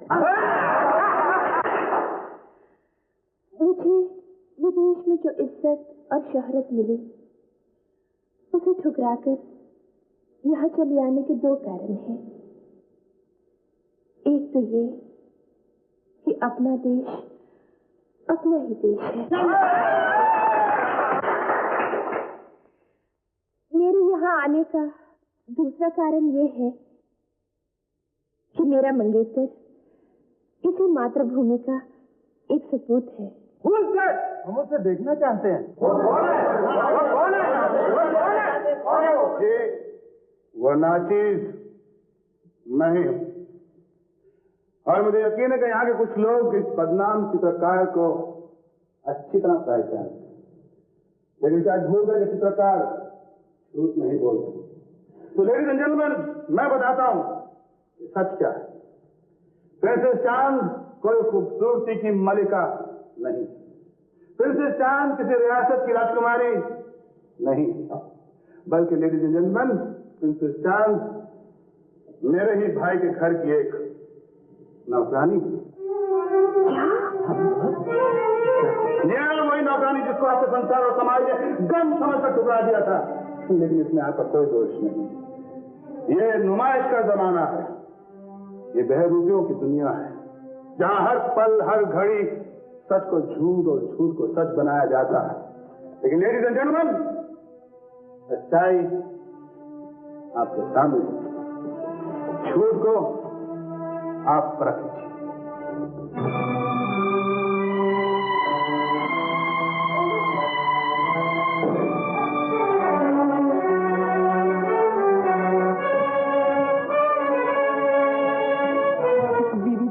आज इतनी देर?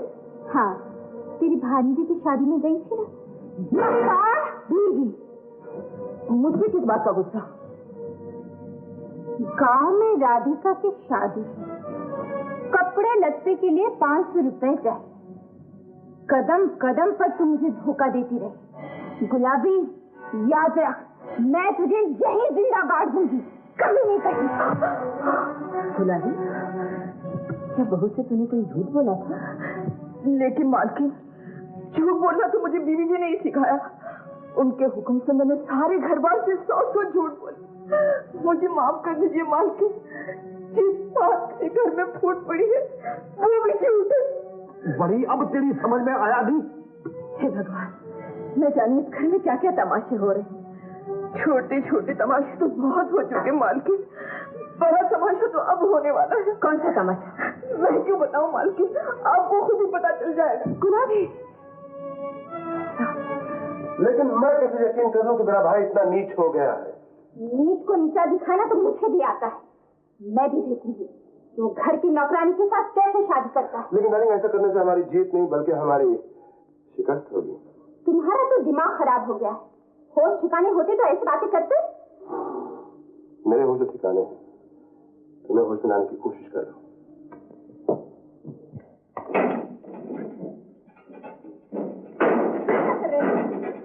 ये क्या है? तुम्हें होश में लाने की दवा, पिताजी की वसीयत।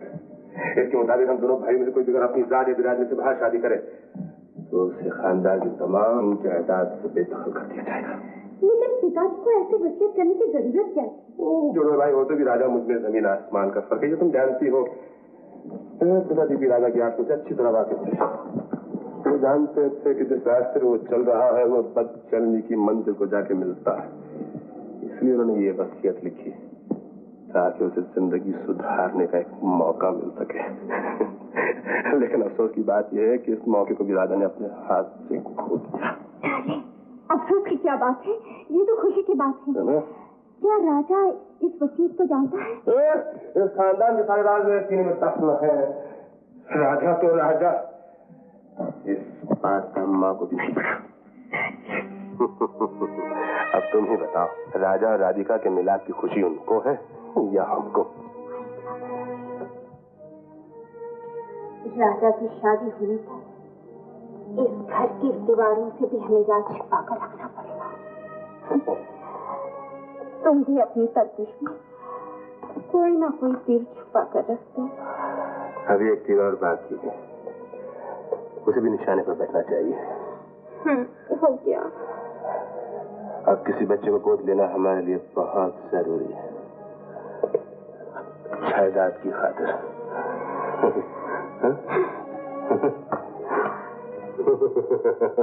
माता जी, अच्छा हो या नहीं तुम अपने कानों से सुन लिया। कभी कभी चोर भी बोलता है हम चोरी करने को आता है। न जाने खून इतने जल्दी क्यों बदल जाता है।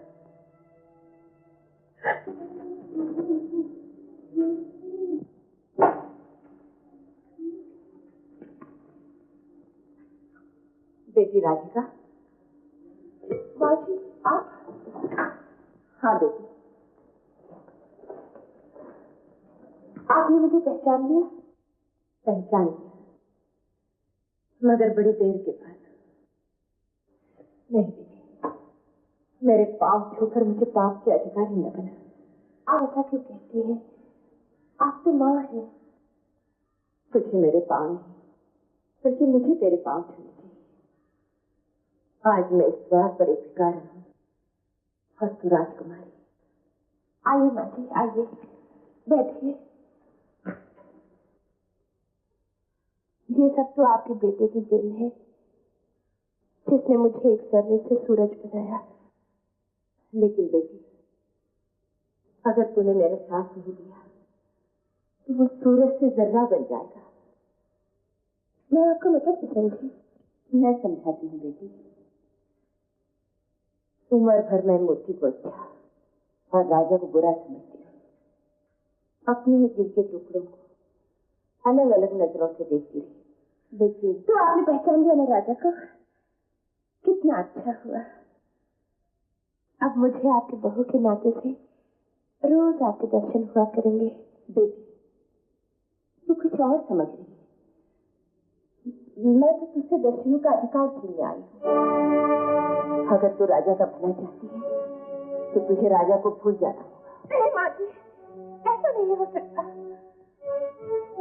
शायद आपने ये सोचा होगा कि मैं एक छोटे घर की और नीच जात की लड़की हूँ, इसलिए आपके खानदान के काबिल नहीं। नहीं बेटी, नहीं। बात तुम्हारी जात पात की नहीं, बल्कि हमारे खानदान की है। राजा और मोती के पिताजी की वसीयत के मुताबिक अगर उन दोनों भाइयों में से किसी ने भी बिरादरी के बाहर शादी की तो उन्हें सारी जायदाद से बेदखल किया जाएगा। अच्छा, तो आपने मेरे दिल की कीमत आधी जायदाद डाली है? नहीं बेटी, नहीं। तेरे प्यार की कीमत नहीं, अपनी ममता की कीमत डाली। जरा सोच, राजा ने तुझे क्या से क्या बना दिया, कहां से कहां पहुंचा। जब वो राजा घर से बेदखल होकर दर बदर भीख मांगेगा तो तेरे दिल पर क्या गुजरेगी? दुनिया तुझे इल्जाम लगाएगी। लोग तो यही कहेंगे, एक लड़की ने एक खानदान की ईंट से ईंट बजा दी। माँ जी, क्या बलिदान सिर्फ औरत की ही तस्वीर में लिखा होता है? अगर ऐसा ना होता तो औरत को देवी के नाम से क्यों याद किया जाता? बोल बेटी, मेरे बुढ़ापे की लाज रखी। एक बार फिर से त्याग करके औरत जाति का नाम रोशन करेगी। बोल बोल बेटी। माँ जी, गिरकर संभलना आसान होता है, संभल कर गिरना बहुत मुश्किल है। लेकिन मैं आपको निराश नहीं करूंगी। आप जैसा चाहेंगे ऐसा ही होगा।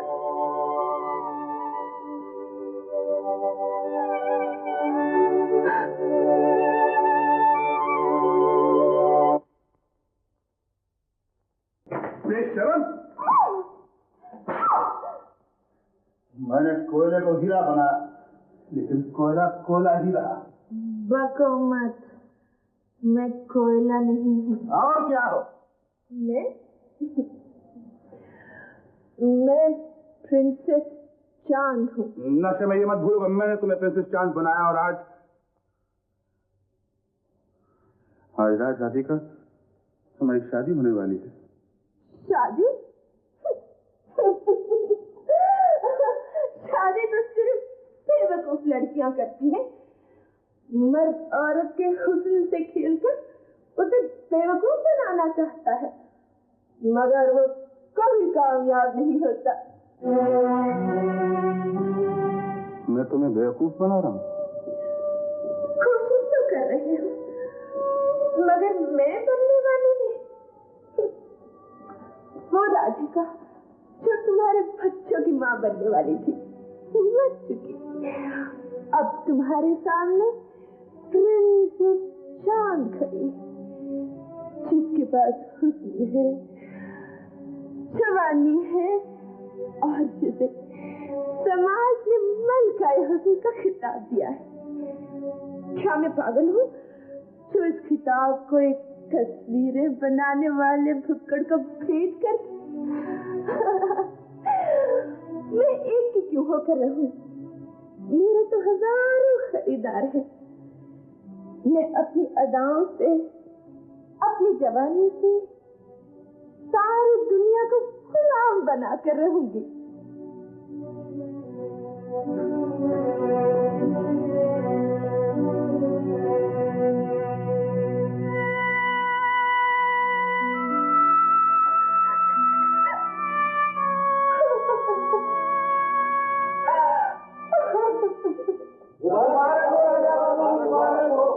मुबारक। किस बात की? आपकी शादी की हुजूर। आप हमें भी मुबारकबाद दीजिए। किस बात की? हमारी बर्बादी की। मजाक के लिए आप सबको भी यही वक्त मिला था? आपका मजाक कैसा? मजाक तो हमारी गरीबी का उड़ाया जा रहा है। राजा बाबू, आप ही ने तो उस दिन कहा था कि हम लोग बस्ती खाली कर दें तो हमारे लिए खुले और हवादार मकान बन जाएंगे, खुली हवा में सांस ले सके और हमारे घरों में भी धूप छांव आया जाया करेगी। लेकिन जब हमने बस्ती खाली कर दी तो वहां पर अमीरों की अयाशी के लिए आकाश को चूमता हुआ एक बहुत बड़ा होटल बनाया जा रहा है। मेरा विश्वास करो, वो मैं नहीं था। काका, वो मैं नहीं था। तो वो कौन था? जरूर भैया होंगे। इन अमीरों ने मुझे ही दलील करना था। लेकिन तुम फिक्र न करो, तुम्हारा हक तुम्हें जरूर मिलेगा। मेरे होटलों में कोई देखकर नहीं कर सकता। आज तुमने हमें एक नई जिंदगी दी है। जब तक कस्तूरी का बच्चा उसकी गोद में खेल रहा था, हमारी मौत हमसे खेल रही थी। हुजूर, अब रास्ते का कांटा हट गया। बच्चे को उस ठिकाने लगाया हूँ जहाँ फरिश्तों का गुजर भी नहीं हो सकता और बच्चे का नाम और अता पता बिल्कुल बदल दिया गया है। लेकिन अगर कस्तूरी ने राजा पर सारा राज जाहिर कर दिया तो?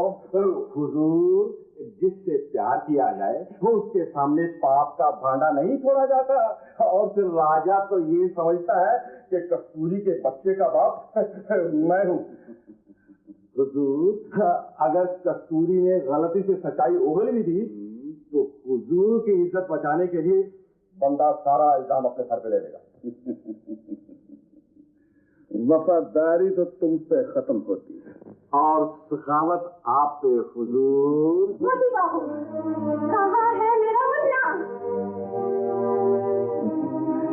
ये मुन्नों का बाजार नहीं है कस्तूरी। मैं कहती हूँ, कहाँ है मेरा बच्चा? मुझे तुम्हारे बच्चे से क्या वास्ता? ये बात उस वक्त सोचनी थी जब तुमने पाप का बीज बोया था। तुमने राजा बाबू का भेष बदलकर मेरी इज्जत लूटी, मेरी दुनिया अंधेर कर दी और अब अपने पाप पर पर्दा डालने के लिए मेरा बच्चा भी उठा लाए हो। कस्तूरी, राजा ने तुमसे आंखें फेर ली और तुम बदला हमसे ले रही हो? अगर मैं चाहती तो राजा को साफ साफ बता सकती थी कि मेरे माथे पर कलंक करती का तुम नहीं लगाया है, मेरे बच्चे के बाप तुम हो। मगर मेरी जुबान चुप रही, तुम्हारे लिए नहीं बल्कि राजा के लिए, क्योंकि राजा भी इसी घर का बेटा है जिस घर में तुम जैसा शैतान पैदा हुआ है। धमकाओ नहीं, मेरा बच्चा मुझे वापस दे दो, वरना मैं इस हवेली की इज्जत मान मर्यादा में आग लगा कर रख दूंगी। जब कोई किसी की ममता को गाली देता है तो ममता की जोश में आकर मां नहीं बन सकती है। हाँ, आज मेरे सर पर खून सवार है, मेरा बच्चा मुझे वापस दे दो, वरना मैं इसका खून पीताऊंगी। राजा बाबू, राजा बाबू, राजा बाबू, आप हमेशा जानना चाहते थे ना कि मेरे बच्चे का बाप कौन है? मैं बताती हूँ, अब बताती हूँ राजा बाबू। सुनिए राजा बाबू, मेरे बच्चे का बाप आप।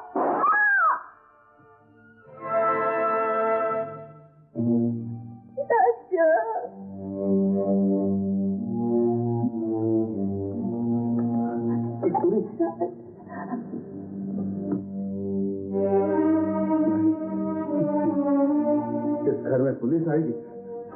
नहीं नहीं, इस दरवाजे पर पुलिस आएगी? जरूर आएगी, अखबारों में खबरें भी छपेंगी। भैया, ये दुनिया गुंबद की आवाज है, हर किसी का किया हुआ पलट कर उसके सामने आता है। अब वक्त आगे जब तुम्हारे सब पाप एक एक करके तुम्हें याद आएंगे। दौलत के बलबूते पर तुमने किस किस की इज्जत लूटी, कितने घर बर्बाद किए, किस किस का दिल तोड़ा। और ये मत समझना भैया कि अब भी मैं तुम्हारा साथ दूंगा। दुनिया को तुम्हारा असली रूप दिखाने में सबसे पहला हाथ मेरा होगा। नहीं, नहीं राजा, मेरी बदनामी हमारे खानदान की मौत होगी। मुझे बचा लो राजा, मुझे बचा लो, मैं हाथ जोड़ता हूँ, मुझे बचा लो। मेरा मत सोचो, अपनी बूढ़ी माँ की तरफ देखो, बेचारी का कलेजा फट जाएगा, तुम्हारी भाभी विधवा हो जाएगी। मुझे बचा लो राजा, मैं हाथ जोड़ता हूँ, हमारी हवेली की इज्जत तुम्हारे हाथ है, मुझे बचा लो राजा, नहीं तो भैया। खैर, बुज़दिल वासना के पुजारी 2 घड़ी की ऐश की कीमत अपनी जान देकर चुका रहे थे। जाओ भैया, माँ का कलेजा नहीं फटेगा, भाभी विधवा नहीं होगी, इस हवेली की मान मर्यादा तुम्हारे ही नाम से रहेगी। कस्तूरी के खून का इल्जाम मैं अपने सर ले लूंगा। राजा, राजा मेरा भैया, मैं तुम्हारा ये एहसान, राजा एहसान तुम पर नहीं, उस समाज पर कर रहा है जिसके ठेकेदार तुम हो। लेकिन आप में अगर जरा सी शर्म है तो मुझे फांसी लगने के बाद भैया इस एहसान की कीमत चुका देना। कैसे? बस्ती वालों को आबाद करके और कस्तूरी के मुन्ने को अपने गले से लगाकर एक बदकिस्मत बच्चे को बाप का प्यार देकर। इंस्पेक्टर साहब, मेरी बात पे यकीन कीजिए, ये खून मेरी आंखों के सामने हुआ और ये खून राजा बाबू। इंस्पेक्टर, कस्तूरी का खून मैंने किया, ये रहा रिवॉल्वर। लाश का चलिए मैं दिखाता हूँ, कहाँ यहाँ डाल दो। देखिए जाने के बाद और तुम एम्बुलेंस नहीं फोन कर दो। यस मिस्टर राजा, आपने कौन से हाथ से पिस्तौल चलाया था? इंस्पेक्टर साहब, आप अपना चार्जशीट बनाइए, मैं अपना जुर्म कबूल कर चुका हूँ। चार्जशीट बनाने से पहले हमें बहुत सी मालूमात करनी होती है। मिस्टर राजा, आप अपने आप को धोखा दे सकते हैं, पुलिस को नहीं। इसमें धोखे की कोई बात नहीं इंस्पेक्टर साहब, मैं अपना जुर्म कबूल कर चुका हूँ। मैं कहता हूँ कि कस्तूरी का खून मैंने किया। हाँ, राजा बाबू बेगुनाह है। मुफ्ती साहब ने गोली चलाई, मेरा बच्चा। Yes, Inspector Towler speaking. Yes, sir. What, sir? I see, sir. Thank you, sir. Mister Raja, असली मुजरिम कोई और है, आप जा सकते हैं।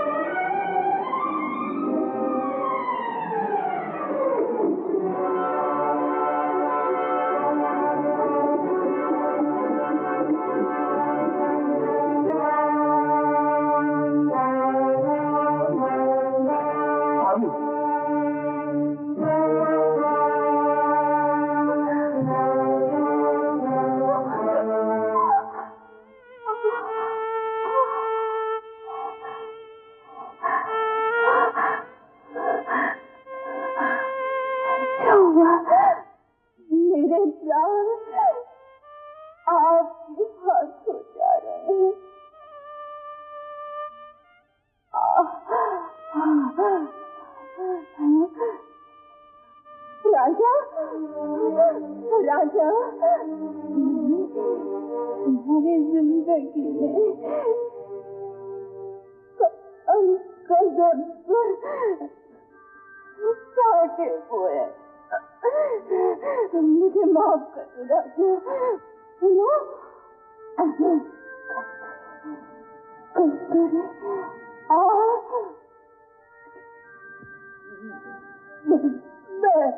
देखो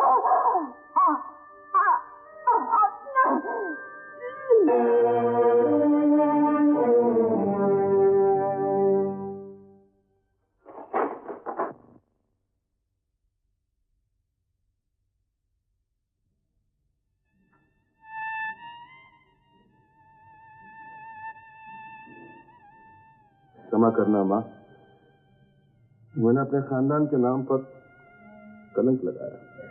बेटा, इसमें तुम्हारा क्या दोष?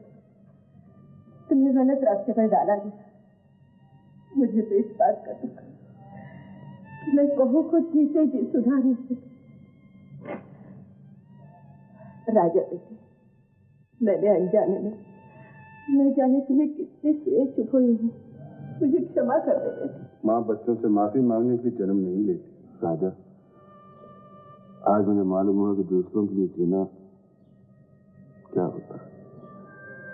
जो त्याग तुमने किए उनकी मिसाल शायद इस दुनिया में मिले। क्या तुम मुझे माफ कर सकते हो? राधिका, मुझे अफसोस है कि मैं तुम्हारे और राजा की शादी पर मौजूद नहीं हूँ। माँ, पिताजी की वसीयत राजा के हवाले कर देना। इसका असली हकदार मेरा भाई राजा ही है। भैया, पिताजी की वसीयत के मुताबिक इस सारी जायदाद का मालिक सिर्फ आपका बेटा हो सकता है। इस सारी जायदाद का हकदार कस्तूरी का बेटा है। माँ, क्या तुम कस्तूरी को सीमा की जगह बहू बना लोगी? राधिका, राजा, भैया,